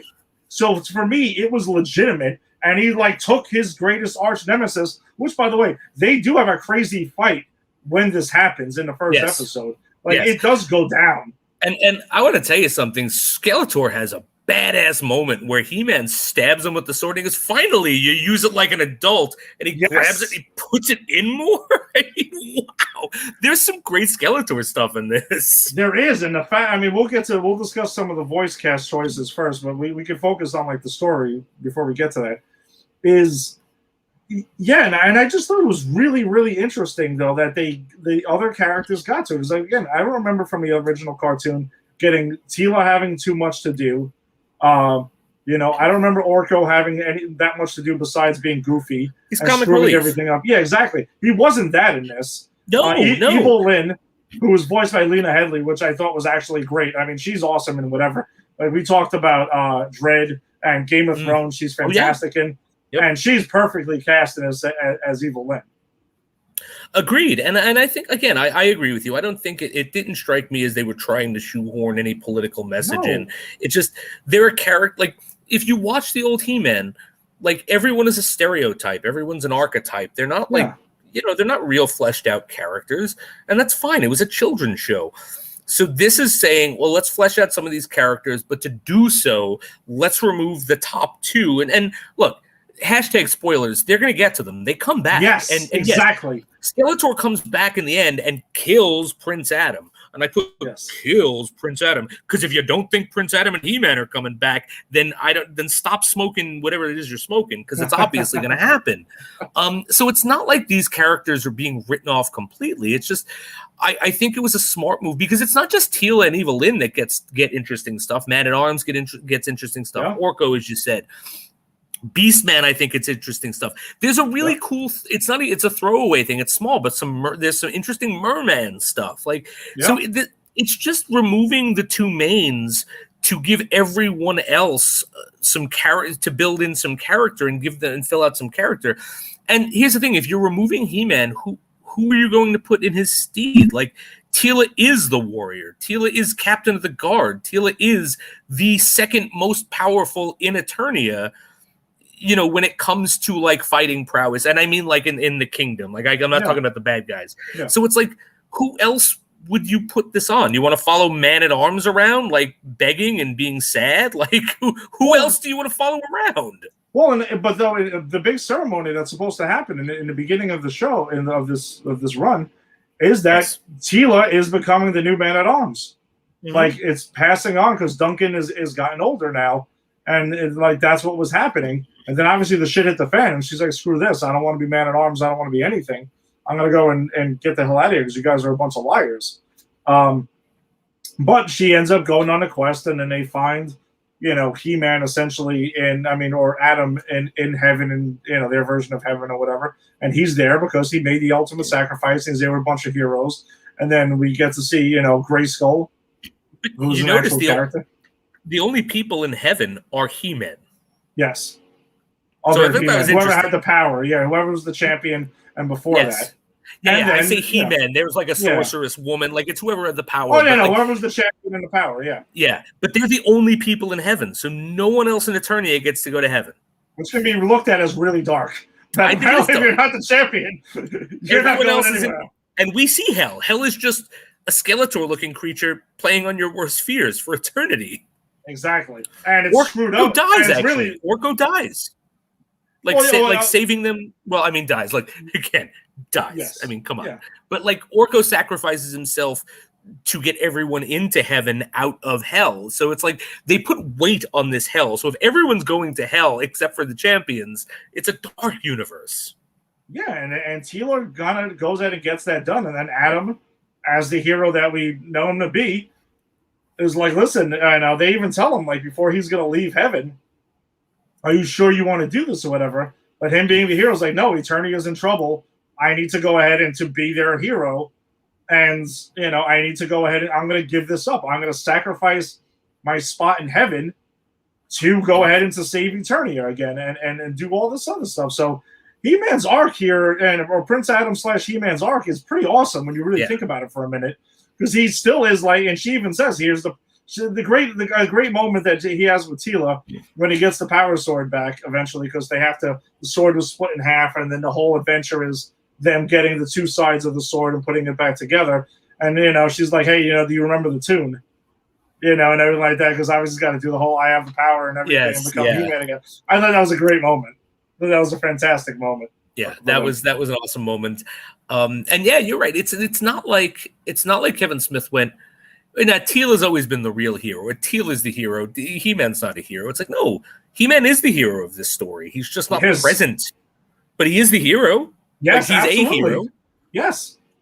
He's still the hero of the whole thing. And like you touched on, though, we can talk about this too. There are a lot of adult decisions that are being made with these characters, which are, I do give them a lot of credit for updating it. And this is why we appreciate it. Because if this was still strictly written for kids, we would be given an eye roll and be like, not care about it. It'd be unwatchable because we have no nostalgia for it. Exactly. But like Orko dies, Mossman dies, you know. Mossman bites it right in the first 5 minutes of the first episode. Yeah, exactly. And then we see He-Man, you know, Adam dies and Skeletor, you know, dies or whatever. There are people dying left and right, but not to the level of like Transformers the movie, where they're like slaughtering people and just like, oh, let's get them out of here so we can bring in the new toys. It's not like you got Omicron going, hey kids, I'm gonna execute Optimus Prime for you. Bang. Exactly. I don't remember how Optimus Prime dies, but it's brutal, and Optimus Prime should never have died. But anyway. Still the most crushing moment. It's the only time I've ever cried. I've only cried during the movie once in my life, and it was when Optimus Prime died when I was a kid. It's terrible. You know, I saw they're re-releasing that in the theater, so we should absolutely try to get tickets for that. Oh, I think I went with Tim and whoever the last time they had an anniversary, but I'm definitely going again. Let me know. I'm with you. I'm in. Yeah, let's do it. yeah, so I think there's a lot of really cool shit in this, man. And then again, remember, like Jason said, is that this is only the part of the first season. If you don't think He-Man and Skeletor are coming back, if you think this was it, like, I mean, you must have lived under a rock and never seen anything ever before with any kind of hero, because it just doesn't work out. You know, it's not happening. Here's my prediction: if this ends proper, it's going to end with He-Man and Teela reuniting as friends and saving Eternia together. That's how it's going to end. If if it goes and ends proper and it doesn't just get not picked up or whatever. So it's like, you'll get your He-Man. He'll be there. Trust me. No, from what I understand, it's a pretty big critical. The critic rating on Rotten Tomatoes was through the roof. The views through Netflix, it's a huge hit at Netflix, so we're definitely going to get more of this. And Kevin Smith did say that the rest of this season is going to be released by the end of this year. Oh, nice, cool. So in a few months, we'll be talking about the second part of the season, and I really can't wait for it. The voice cast I thought was really exceptional. Exceptional. Agreed. And we could start with Mark Hamill as Skeletor, who was, perfect. It's Mark Hamill. It's Mark Hamill. You can't go wrong. Yeah. Sarah Michelle Gellar is Teela. Perfect. Lena Headey is Evil Lynn. Wonderful. It goes down the line where everyone it hits home every single time, and it's none of the original voice cast, but for this updated version of Masters of the Universe, I thought every voice was great. It was right what it needed to be for this story. Absolutely. And that's the thing is, if anyone who hasn't watched the cartoon in a while is like, no, we need them to sound like they did in the original, go watch an episode. It doesn't hold up you might still like it. I still like, I own the entire, Masters of the Universe cartoon from the 80s on DVD. Mm-hmm. So obviously I still like it, but it doesn't hold up. The voices are weird. The animation's janky. So it's also important to understand where this franchise came from and what they're trying to do with this franchise, which is they're trying to make it adult. And I think you either like that or you don't. And if you like that, I think this is for you. Yeah, I would highly, highly recommend this. Check it out. If you got Netflix, check out Masters of the Universe Revelation. You will not regret it. We've told you some of the things, maybe going into it, like when I knew that for the first 5 episodes, He-Man and Skeletor will not have a lot of screen time and just enjoy everyone else getting some time to shine. I think you'll absolutely enjoy it. I don't know how you can't. It's a lot of fun, well written, well drawn. The animation was really good too in it. There was even some callbacks to something we're going to talk about next. Did you catch some of those? I didn't. They were doing they were on some of those flying saucer things that's only really seen. Yeah. They were very slick nods that were to the movie as well. Just to be like, oh yeah, by the way, wink, wink. If you watch the original cartoon, I'm pretty sure you saw the fucking live action movie. Yeah, that's Kevin Smith going, I've seen that movie. Yeah, and so did you. And now that I'm saying it, I'm looking at He-Man on the screen over here. It kind of reminds me of him when He-Man does the whole, he does his old weird wink. Yeah. He-Man. Exactly. Everything is that. That's it. You see it 50 times an episode. Well, the funny thing is if you watch an episode, and it wasn't in the Christmas episode, but when you start looking back at the old ones, mm-hmm. the song that plays in the background is just He-Man, He-Man. It's literally just people singing the name He-Man in different ways. So if you played a drinking game, if you took a drink, even of beer, every time you heard the name He-Man in one of those episodes, you'd be dead by the end of the episode. Yeah, you're not coming back. You're not coming back. All right, so let's get to our movie of the week then, because this is the only live action swing that anyone's ever taken at it. But is this really a Masters of the Universe movie, Ed? Is this really a He-Man movie? I think that's the question I want to pose. Is this really a He-Man movie? No. I just want to say that I watched this movie, and I've got the notes. I'll go through the breakdown like I do with all the bad movies, right? But overall, I was watching this last night. I was watching this with my nephew Al. and I didn't say anything to him about. Is this the first time he saw it? Yes, it is. Okay. Yes, it is. He was on his phone most of the time, which I, Of course, completely agree with that choice. I apologize to him after. But anyway, I'm taking notes, and so many of my notes are, is this trying to be Star Wars? Like, so many of my notes are this, right? And by the end, my nephew turns to me and he goes, that really looked like Star Wars. Was that He-Man? Like, and I didn't say anything to him. So that means that I was not making it up. This movie is desperately trying to look like Star Wars. Yeah. We'll get into the different aspects, but I mean, do you agree with that? Even the music sounds like Star Wars. So let's get into it. So okay, I'm gonna say that's definitely, I could see a lot of that in there, especially with the black suited stormtroopers that Skeletor has in this, but never ever had in any other version of this. Right, and at the end, Skeletor dies the same way Emperor Palpatine does. Well, don't just get me with that shit because that was in my notes I have here. Okay. But remember, hold on, this is 1987. All right, every villain has to get knocked off of something high and fall down. The Joker, Hans Gruber. Okay. Like, everyone has to do. That's just the way you killed every villain.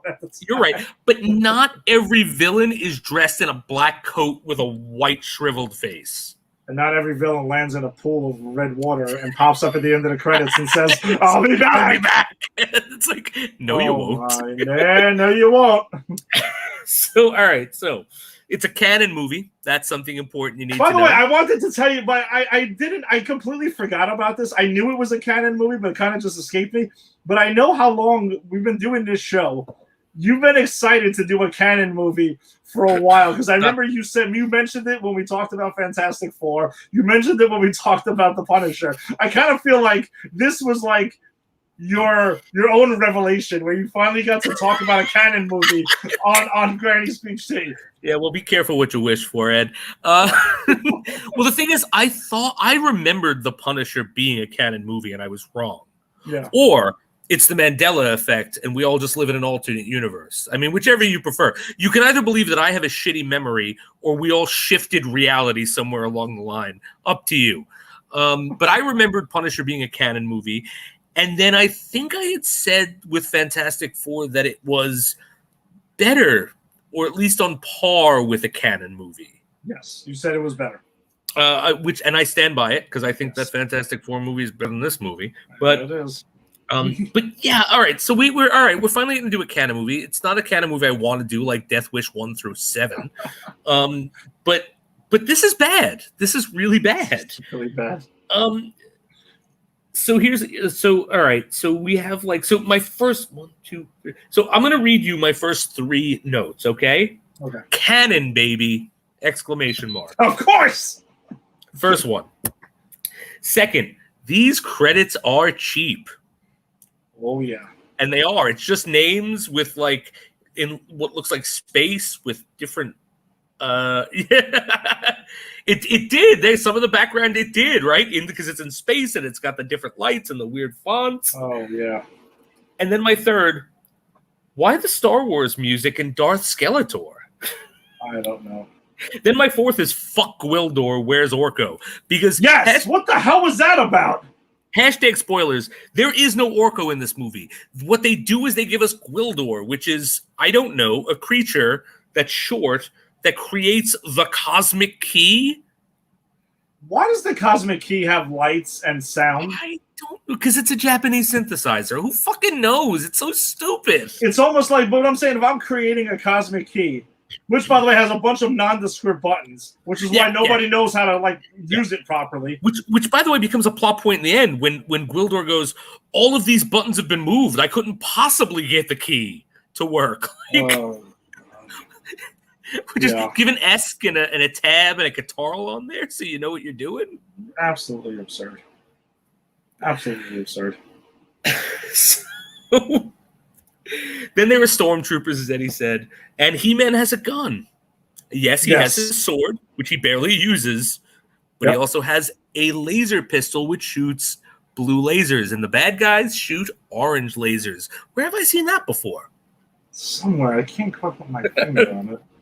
So that covers the first 16 minutes and 36 seconds. And I know that because I wanted to put the timestamp on it on when we leave Eternia. Because all of so pretty much like the whole setup is Skeletor used Gwildor to create a cosmic key so he could teleport into Castle Grayskull and take over. I don't know how he did that. They didn't tell us. That's how the movie starts. Yep. The sorceress is in prison and becoming older, and by the time it hits the moon, she's dead. The moon has to be at its highest point or Yes. some shit like that. And as I think Skeletor is draining her power, and he's getting the power somehow. That's right. Incrementally, Yeah. like it's Some weird shit like that. Yeah. Yes, and he'll by the time the moon is over the seventh house or whatever, he'll get all of the powers of Grayskull. Yes. But again, like this does not look like a fantasy set in a castle called Grayskull. It looks like they are on a spaceship. This looks like a space opera. Yep. And so then He-Man and Man-at-Arms, and this is what I thought funny. So they find Gwildor. Gwildor says, "Oh, I made Skeletor this key, but I have a backup. Well, let's go get it." And then they get it, and then they just go to Grayskull and get in with no problem. And they don't use the key because Gwildor is still trying to figure out how to get the key to work. Because he built it and has no idea how to use it. No idea. He built two of them. He has no idea how to use it. Yeah. And then they leave for Earth, and they don't come back to Earth, by the way. I did mark this too. They come back to Earth at 120 minutes. Yep. So there you go. And then we meet our human people, Monica from Friends and Tom Paris from Star Trek Voyager. And are they in high school? Are they supposed to be in high school? Because she's moving states and has a job, and he's a musician, but they are in the high school and they talk about high school, but they also look like they're in their 20s. I think it's just a classic 80s. Let's just cast people who are too old to be high school students. They don't ever really say, but I kind of think that they were like seniors or something. I think so, right? Because they're in like where the prom is going to be held. Yep, and that's kind of why I actually started thinking that. Me too. But they never say that that's what it is, and they don't look or act like high school students. And I know I work with high school students. Yes. I have for the past 15 years. And I went to high school, and you went to high school. I remember that people did not look that old. People don't look like that. People don't talk like that. Nope. And the thing is, if she's in high school, so the whole thing is, Courtney Cox, her whole story is her parents were killed in a private plane crash because they're rich enough to own a private plane, and she was supposed to go to the beach with them. And she blew them off to hang out with her boyfriend, Tom Paris from Voyager, Star Trek Voyager. And they die, and she lives with that guilt. We don't know how long ago that was because they never say.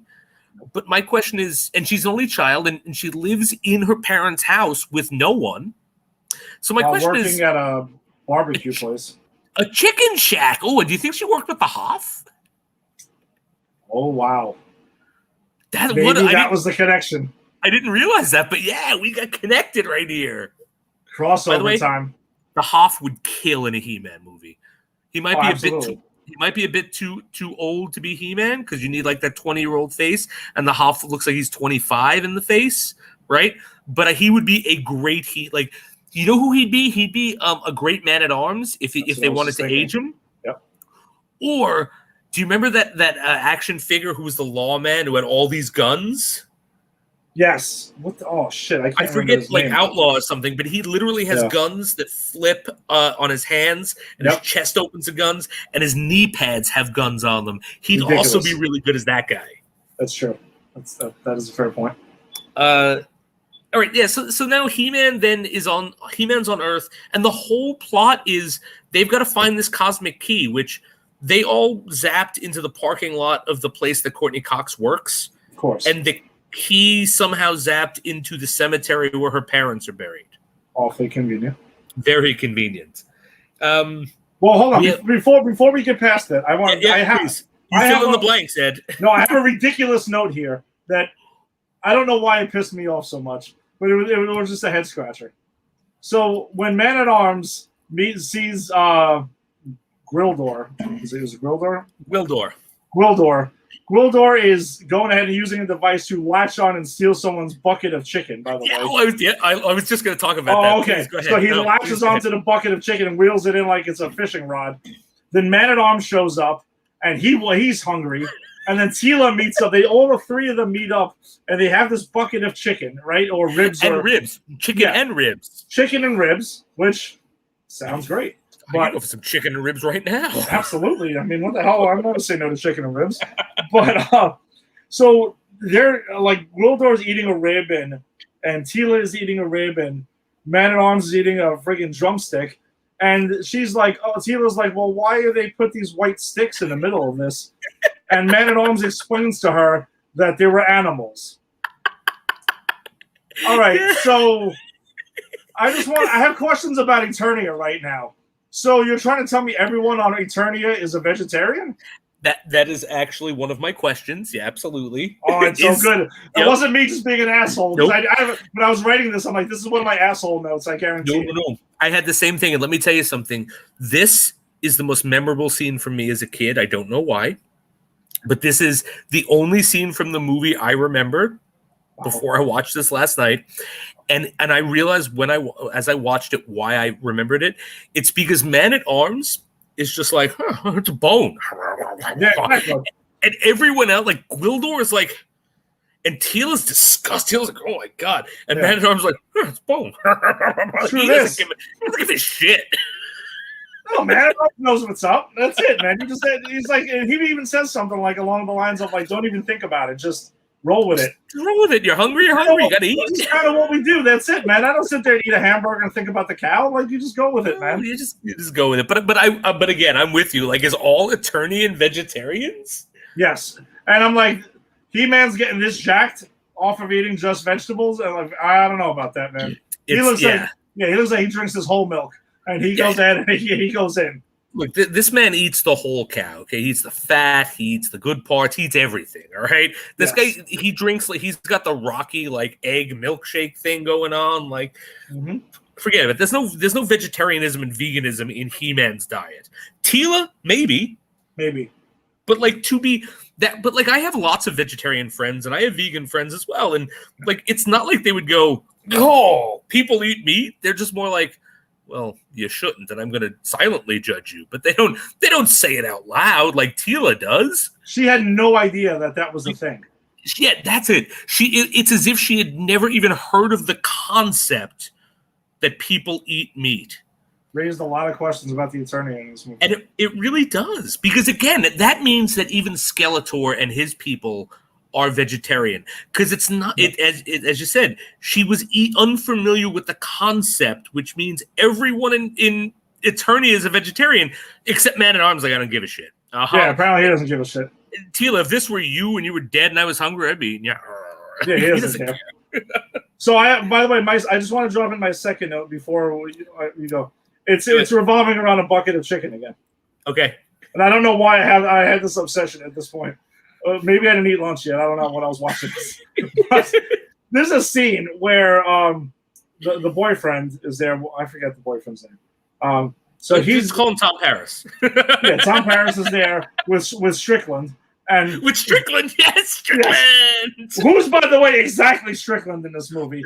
He reminds me of the Strickland in Back to the Future 2 when they go back to the bad 1985. 100%. And there is a note at the end of this movie where I go, Strickland really likes to rock the shotgun in every movie he's in. Oh yeah, he's all about it. But they're in his apartment, right? And they have this. He pulls out like a bucket of chicken, and is like, "Oh yeah, let me heat this up." He throws the bucket of chicken whole in the microwave, and it's never addressed again. It's not. Is that how people heat up buckets of chicken and ribs? I mean, not me, but he just kind of like wings it in there. Oh yeah, let me just heat this thing up. And that's the end of it. It was so weird. The thing is, in the 80s, microwaves were so powerful. They could heat up your chicken wings in the bucket.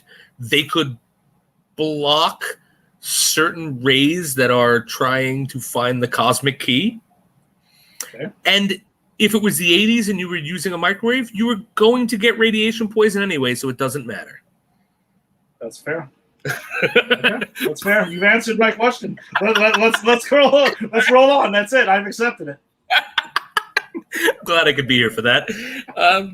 All right, so then we get so Tom Paris goes and says it's a new Japanese synthesizer, and literally this is what he thinks the whole time. And I'm not going to say that's racist because I don't like to jump on that, but it looking at it now in the 80s, it was a big thing in the 80s to go, I don't understand something, it's Asian.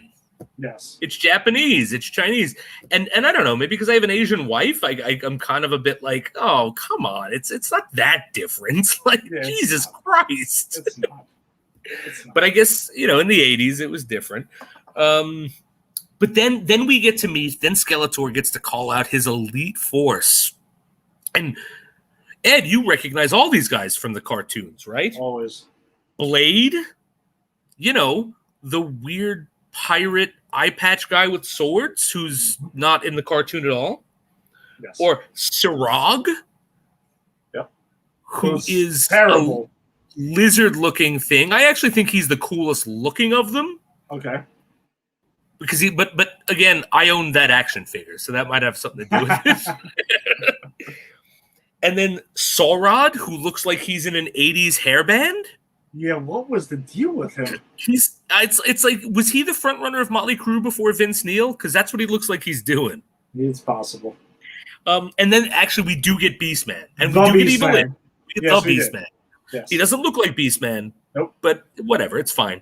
And we do get Evil Lyn. But we get to the moment where Skeletor brings out his villains. And for me, my favorite part about watching He-Man, it's actually why I want to go back and watch them all now, are these ancillary characters that they were just trying to sell, toys of.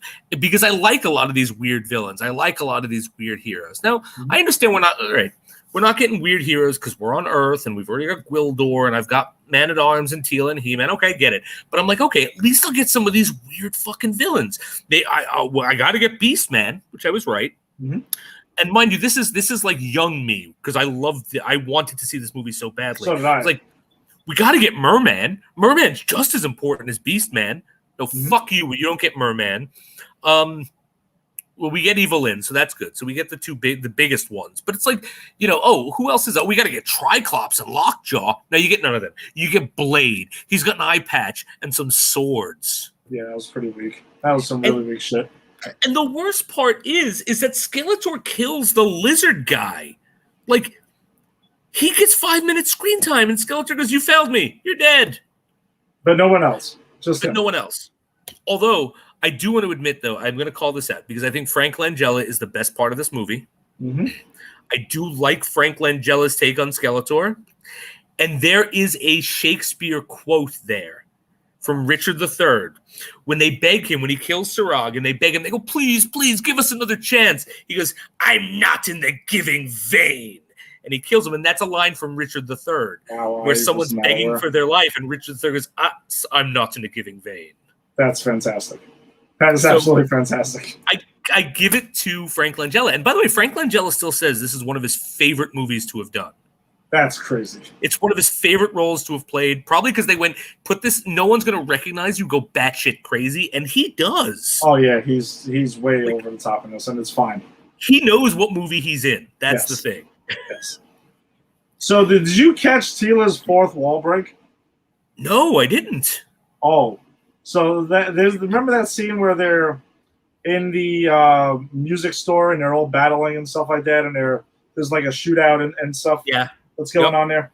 So there is a scene, like during that, she's talking to Man-at-Arms about something, and I can't remember exactly what she was saying, but she fires away and she goes ahead and she shoots somebody, and then she literally looks dead into the camera and says, "Woman at arms." Oh, I didn't realize she looked in the camera and said that. Dead into the camera. And she's like, she turns to the side and she's like, "Woman at arms." I rewound it and I was like, wait, what? Did that just happen? That's ridiculous. That is ridiculous. Oh, yes. I had no idea that happened. I forgot. I didn't. Because again, I was watching it, but I'm also on my phone when I watch these movies. Man, I'm not gonna lie. I had to rewind it because I was like, "Holy shit!" I just want to make sure that this is right. So, all right. So then, Skeletor decides to garner his forces, and he takes everyone to Earth to hunt down He-Man. Oh, because what I missed was so the bad guys go to this high school because they've tracked the key, and it's just Courtney Cox, and they terrorize her, and she runs into He-Man. He-Man single-handedly destroys everyone. They run back. It's pretty much what happens. And Tom Paris is trying to figure out what this Japanese synthesizer is. That's what that was before. So He-Man kills Sarog, and then Skeletor kills Sarog, and then takes all of his forces down. And this is my favorite part because people literally just open portals in the street. Yep. And it's not like so the first time people come over, it's 4 people, and they come through and they do this weird and run away. It's really weird. Which is weird, but it's like I was thinking about it when I was watching. I was like, all right, you don't know what you're jumping into. They don't know what's on the other side. They think maybe it's a trap that was established before. I gave them that. I can understand why no one noticed 4 people jumping through a portal, but when you literally get an army of stormtroopers and a hovercraft, it's like, and here's another note. No one notices a huge hovercraft and a squad of stormtroopers in the suburbs. To the point, because what happens is they come and they go to Tom Paris, who Strickland has taken the key and gone away with it, because he just goes. And again, like if this was Tom Paris v. Strickland and I was the judge, I'd be like, I'm sorry, did you have just cause to take that from him? Because that guy literally came and said, my girlfriend is missing. You forced him to go to her house. She was not there, which means she very likely is missing. And you accuse this guy of being the culprit of, I don't know, the army attack that happened. And you take the cosmic key. Okay. So they come, a whole army, no one in the entire suburb sees it. They figure out what they got to do. They leave. He-Man and gang drive up just as they go through the portal, and they don't notice it. Does no one live in this town? Nobody. It's just completely empty. They just happened to be when it was Memorial Day weekend. Everyone was on vacation. That's what it is. Everyone was on vacation. Yes. Then we get Gwildor and Drag, because why not? Yeah, of course. I mean, that was a good one. It was, what is with the souped-up car he has, by the way? What the hell is that about? He just has that car, and it's souped up, and that's it. He finds that car in as soon as they get to Earth, and it's just like, he calls it like a primitive land vehicle, which makes me think, the fuck, like, primitive land vehicle? I know what kind of vehicles they got over there. They got, like, something that has a shark's mouth, and that thing that with the red motor that goes around. Like, maybe they're not primitive, but they certainly aren't, like, practical. This is a practical land vehicle. Exactly. But I think he soups it up, and they're driving around this stupid car. Like a turbine engine. And then, of course, I have a question. How the fuck does this key work? Because they're in the music store, and everyone's trying to figure out, and even Gwildor doesn't know how it works. And it's like, what are the rules to this key? 0. There are no rules. Because everyone starts playing with it. It makes it sounds. It does all this thing. A portal opens up. No one comes through, and that's it. And it's just anyone can do it. That's it. Yes, exactly. And which is how Skeletor finds them. Because every time someone messes with the key, it tells Skeletor, because he's got the sister key. Yes. So then, all right. So they're all stuck in the. They've got the key there. This is the moment where Teela goes, "Woman at arms," right? That Ed talked about before. Uh-huh. And then Courtney Cox is in the back, and then she sees her mother, and her mother goes, "Oh, Courtney Cox, bring the key, bring the key." And she goes, and of course it's Evelyn, which leads me to believe, how does Evelyn know what her mother looks like? Know that her mother's dead? How does Evelyn know anything about her? There's no explanation at any point during the film why that happens. It just makes no sense. And it's like, Evelyn's a sorcerer or sorceress. You could just say, I'm going to use some magical powers to read their minds and see if they have weakness. You just give that line. Okay, I'm with it. But literally no, because that was supposed to be a shock to the audience. Yes. Oh, how shocking! Yes, it was. I couldn't believe it. I haven't seen this movie probably since 1988 or so, and I was like, yeah, that's evil. Of course it is. Who else would it be? Exactly. And then Skeletor shows up with more stormtroopers and a bigger army down Main Street. Yep. No one notices. No one notices to the point that when Strickland brings the police back to where the firefight happened in the music store, they're like, "Hey, Chief, you been drinking?" Because they think he's lying. Like, wait a minute. Yes. No one has called you saying, "Hello, I just saw a hovercraft on us with a skeleton coming out and some storms." Like, you know you're getting a million phone calls. You know people are going to call the police station for that. It's mind-numbing. It's so mind-numbing. Yeah. Listen, let's just. I mean, I have some real questions once He-Man gets captured. By the way, why he decides to let that happen. It's bad, yeah. There's a really bizarre scene where He-Man is captured, and suddenly they're back on wherever the hell. It's not Snake Mountain. I don't know what it is. Whatever that space place is. They're in Castle. That's supposed to be Castle Grayskull. All right, so he's in Castle Grayskull, and He-Man is there. And he's getting whipped by Blade with some weird laser whip. And Skeletor looks like he's really into it. You know, Skeletor. He's like, you know what I mean? No, he's like this with the thing. And he's like really into it. I'm like, did I miss a scene or something? Like, what is going on right now? Go slower, Blade. Slower. Like, what is going on, man? Rub the shaft, Blade. Rub the shaft. It was so bizarre, and oh man, it's so bad. And then they get into the final battle. After what is with Gold Skeletor?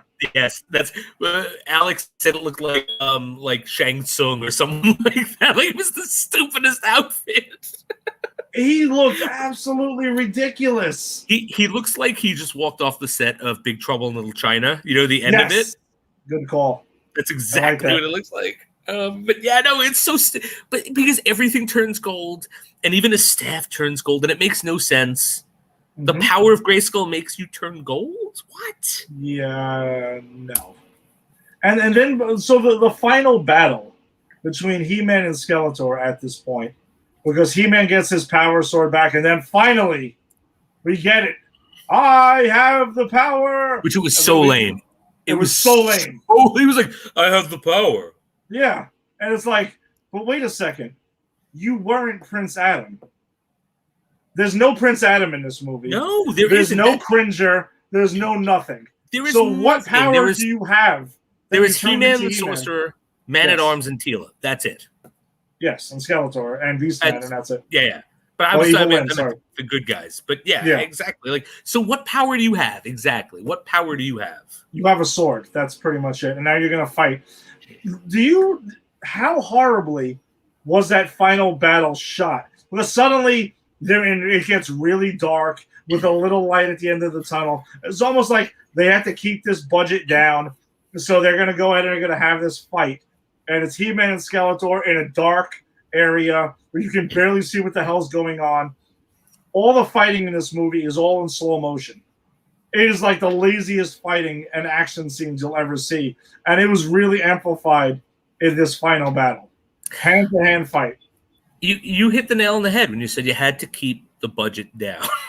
Because this was a Canon production, and Canon was notorious for doing low-budget movies at high cost so they could make, like, they were just all about money. By the way, and I have a problem with this fucking movie forever, and I'll get to it after we're done. It's related to the budget for this movie. Oh, okay. Yeah. It fucked over 2 other movies. Did it really? Oh, I can't wait to hear about this. Yeah. And as I was watching this last night, I was thinking, why would anyone give this property to Canon? Like, I guess the 80s was different. Like, people didn't care. But it's like, who thought Canon was going to make a good movie with this? Like, this needs to be a high-budget movie if it's going to be anything like He-Man should be. they probably were the first ones to offer it up. Mattel was like, "Hey, listen, we got to jump on it. We got to strike while the iron's hot. He-Man's hot right now. Let's go do it." I didn't look up to see what the box office was, but I had to assume that it must have done something pretty solid.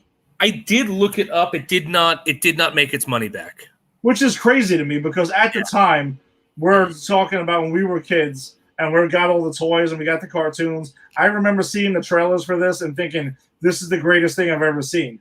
I must watch this. And I bought it hook, line, and sinker until after a couple of years went by and I had more time to really start thinking about it. And you're like, nah, this sucks. Where the hell is everybody? Well, to be honest, I remember as a kid being excited about it, and then I saw it, and I hated it even as a kid. I was like, "Fuck you, Wildor. Where's Orko? Yeah, where's Prince Adam? Like, this isn't He-Man. This didn't feel like He-Man to me." It made it so I think it cost $22,000 to make, and it made $17,000 or something like that. 22 million. 22 million. Sorry, I made 22 million, and it made 17 million. Sorry, that's crazy.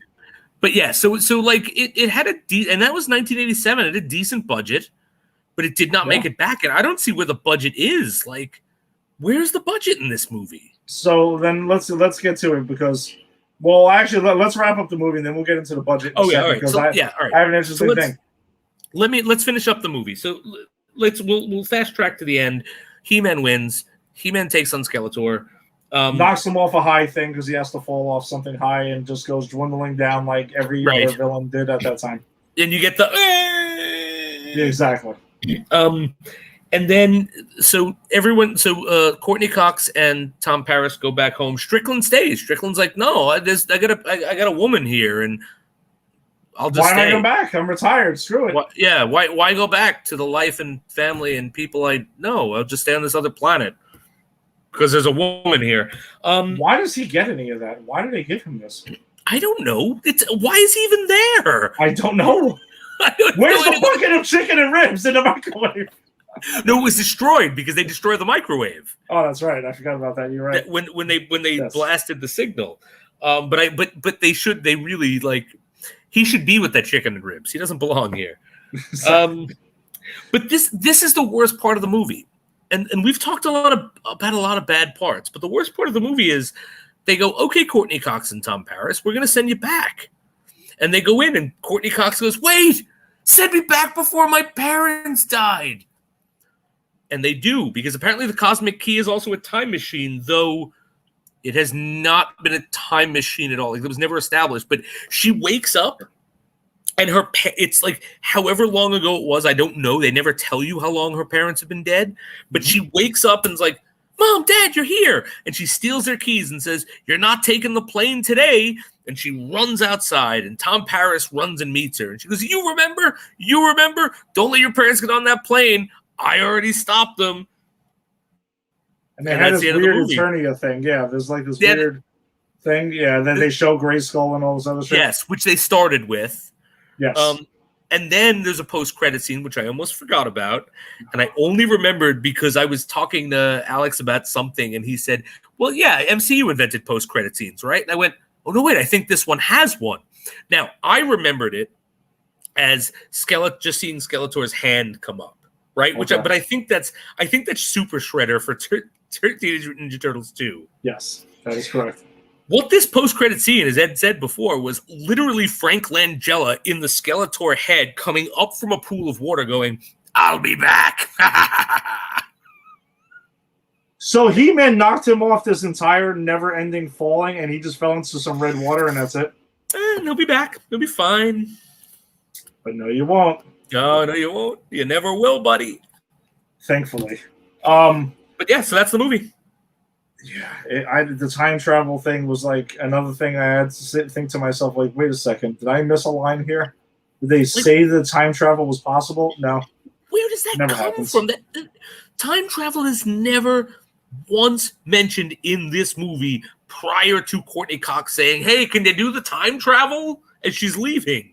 And they would have sent her back already, so that makes absolutely no sense. No sense. And hell, Gwildor can't even figure out how the hell to use this thing to get back to Eternia. He's going to know how to use this thing to time travel? and to send you at an exact point in time. An exact point at the exact moment before your parents die. Get out of here. Absurd. So the budget for this film, right?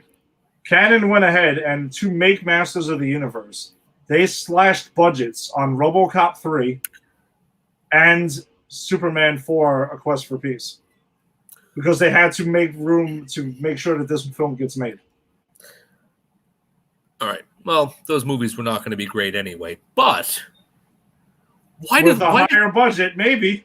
But why does here's the thing? Why does Canon have those movies? I have absolutely no idea. Why did Canon get a Superman movie? Who watched a Canon movie and said this screams Superman?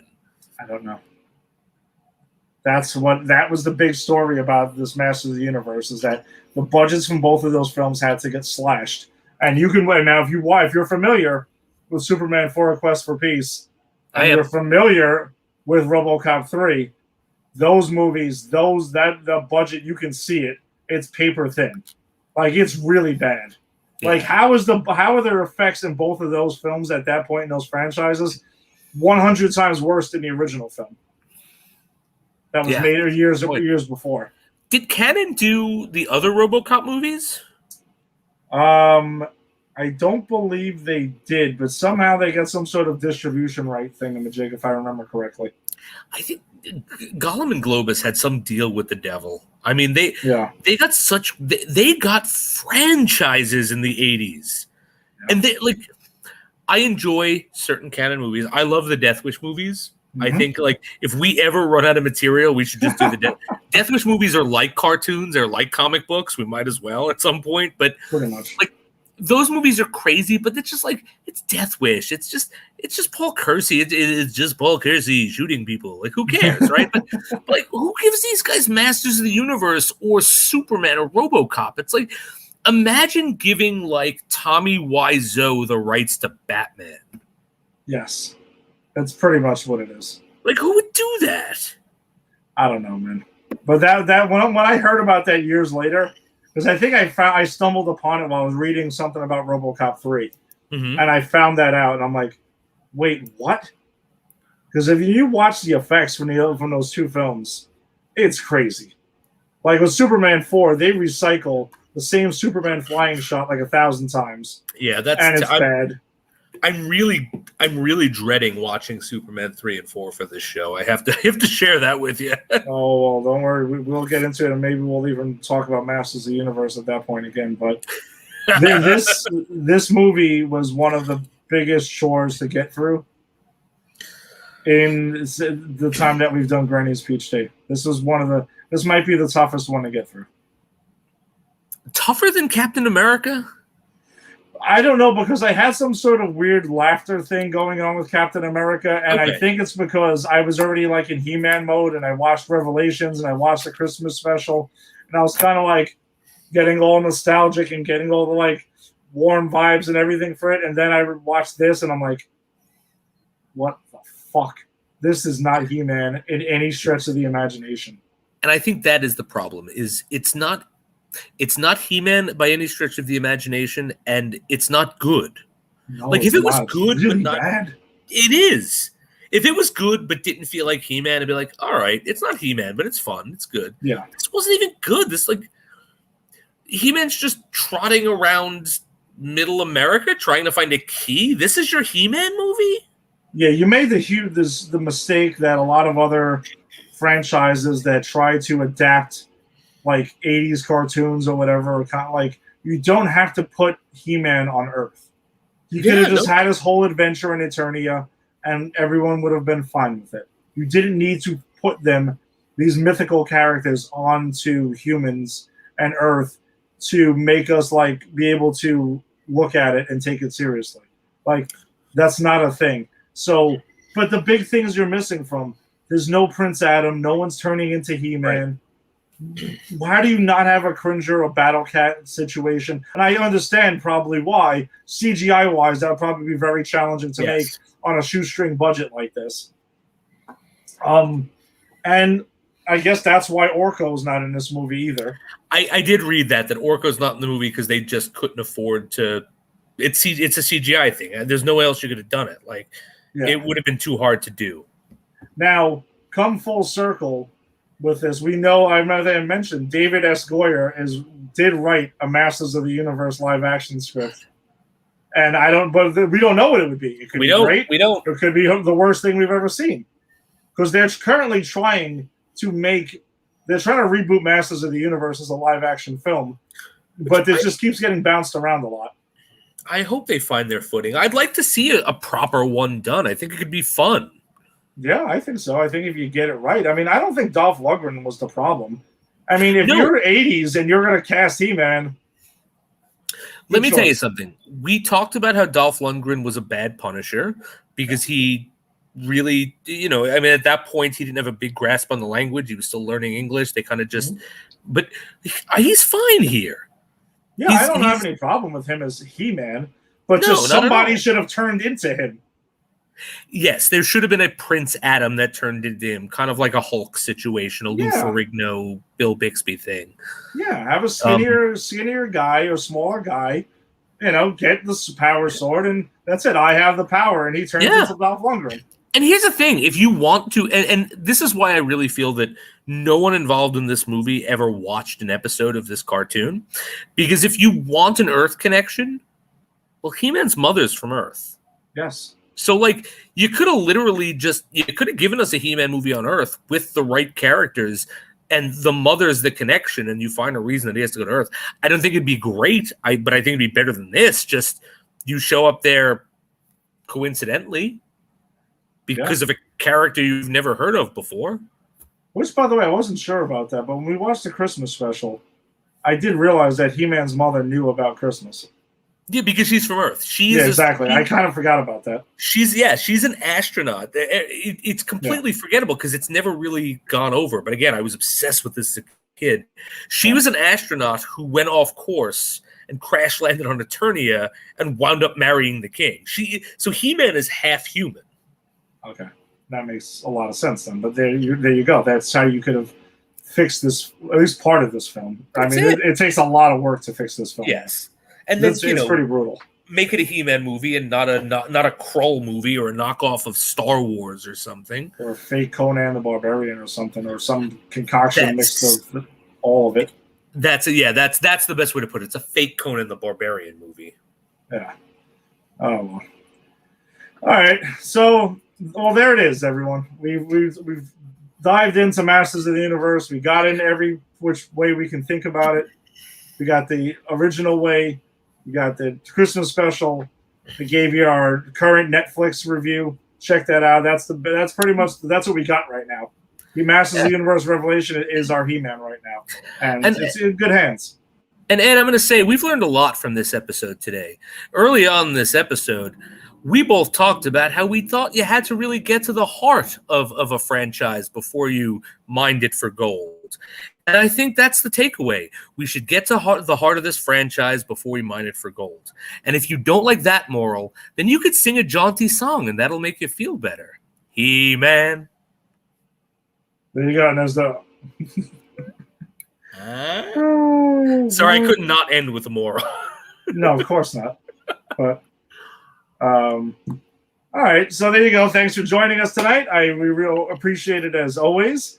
If you like what you heard tonight, if you're watching on YouTube, hit the subscribe button, subscribe to Pop Culture Pros, and check us out past episodes, and check us out moving forward. If you're on Facebook, join the Granny's Peach Tea Facebook group that we have there. We share a bunch of news and stuff like that in real time. Join the conversation on a daily basis, and we post our episodes there every week. If you're into the Mets, check out the Put in a Book show with Steve Faraci and his crew. If you're into the Yankees, check out me and Lisa. We'll be back Sunday night with our Empire 161 show. If you're into wrestling, just before us tonight was the Just Too Sweet show. So check out Tim and Eric and Dave and Bert, and they have a bunch of people on that show. We're actually going to be jumping on there when they decide to do No Holds Barred, so we'll have our own crossover there. We're having a crossover, baby, and it ain't going to be Dookie. It'll be Granny's Peach Tea and Just Too Sweet, a Christmas special. Yes.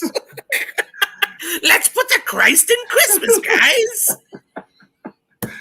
And if you're into movies and stuff like that on Pop Culture Bros, check out Jada and Kyle. They're reviewing a bunch of stuff like that. I'm sure they're going to have their Suicide Squad, the Suicide Squad review popping up soon. And next week on Granny's Peach Tea, we will have our say on the Suicide Squad. We'll be talking about the Suicide Squad. Let's see. Before then, we will have CW Versus back next week. Nice. So we will be getting into that. And then by the time see before if it's Wednesday or not, but we will. I got to check the releases, but we might have Titans because I know that drops next week. What If drops next Wednesday, so we will be talking about What If next week, the first episode, which is the Captain Carter episode. We got a big dance card. Yeah, no, we sure do. And Stargirl actually drops next week as well. So we got a big episode planned for next week for everybody. We did our little dip into the 80s this past week with G.I. Joe and Masters of the Universe. We got all the warm and fuzzy, nostalgia, but it's back to the current comic book stuff next week, all right? And we'll get to Transformers when we get a chance to get to that. So thanks for joining us, everyone. Stay safe, and we'll see you next week. Peace. The man.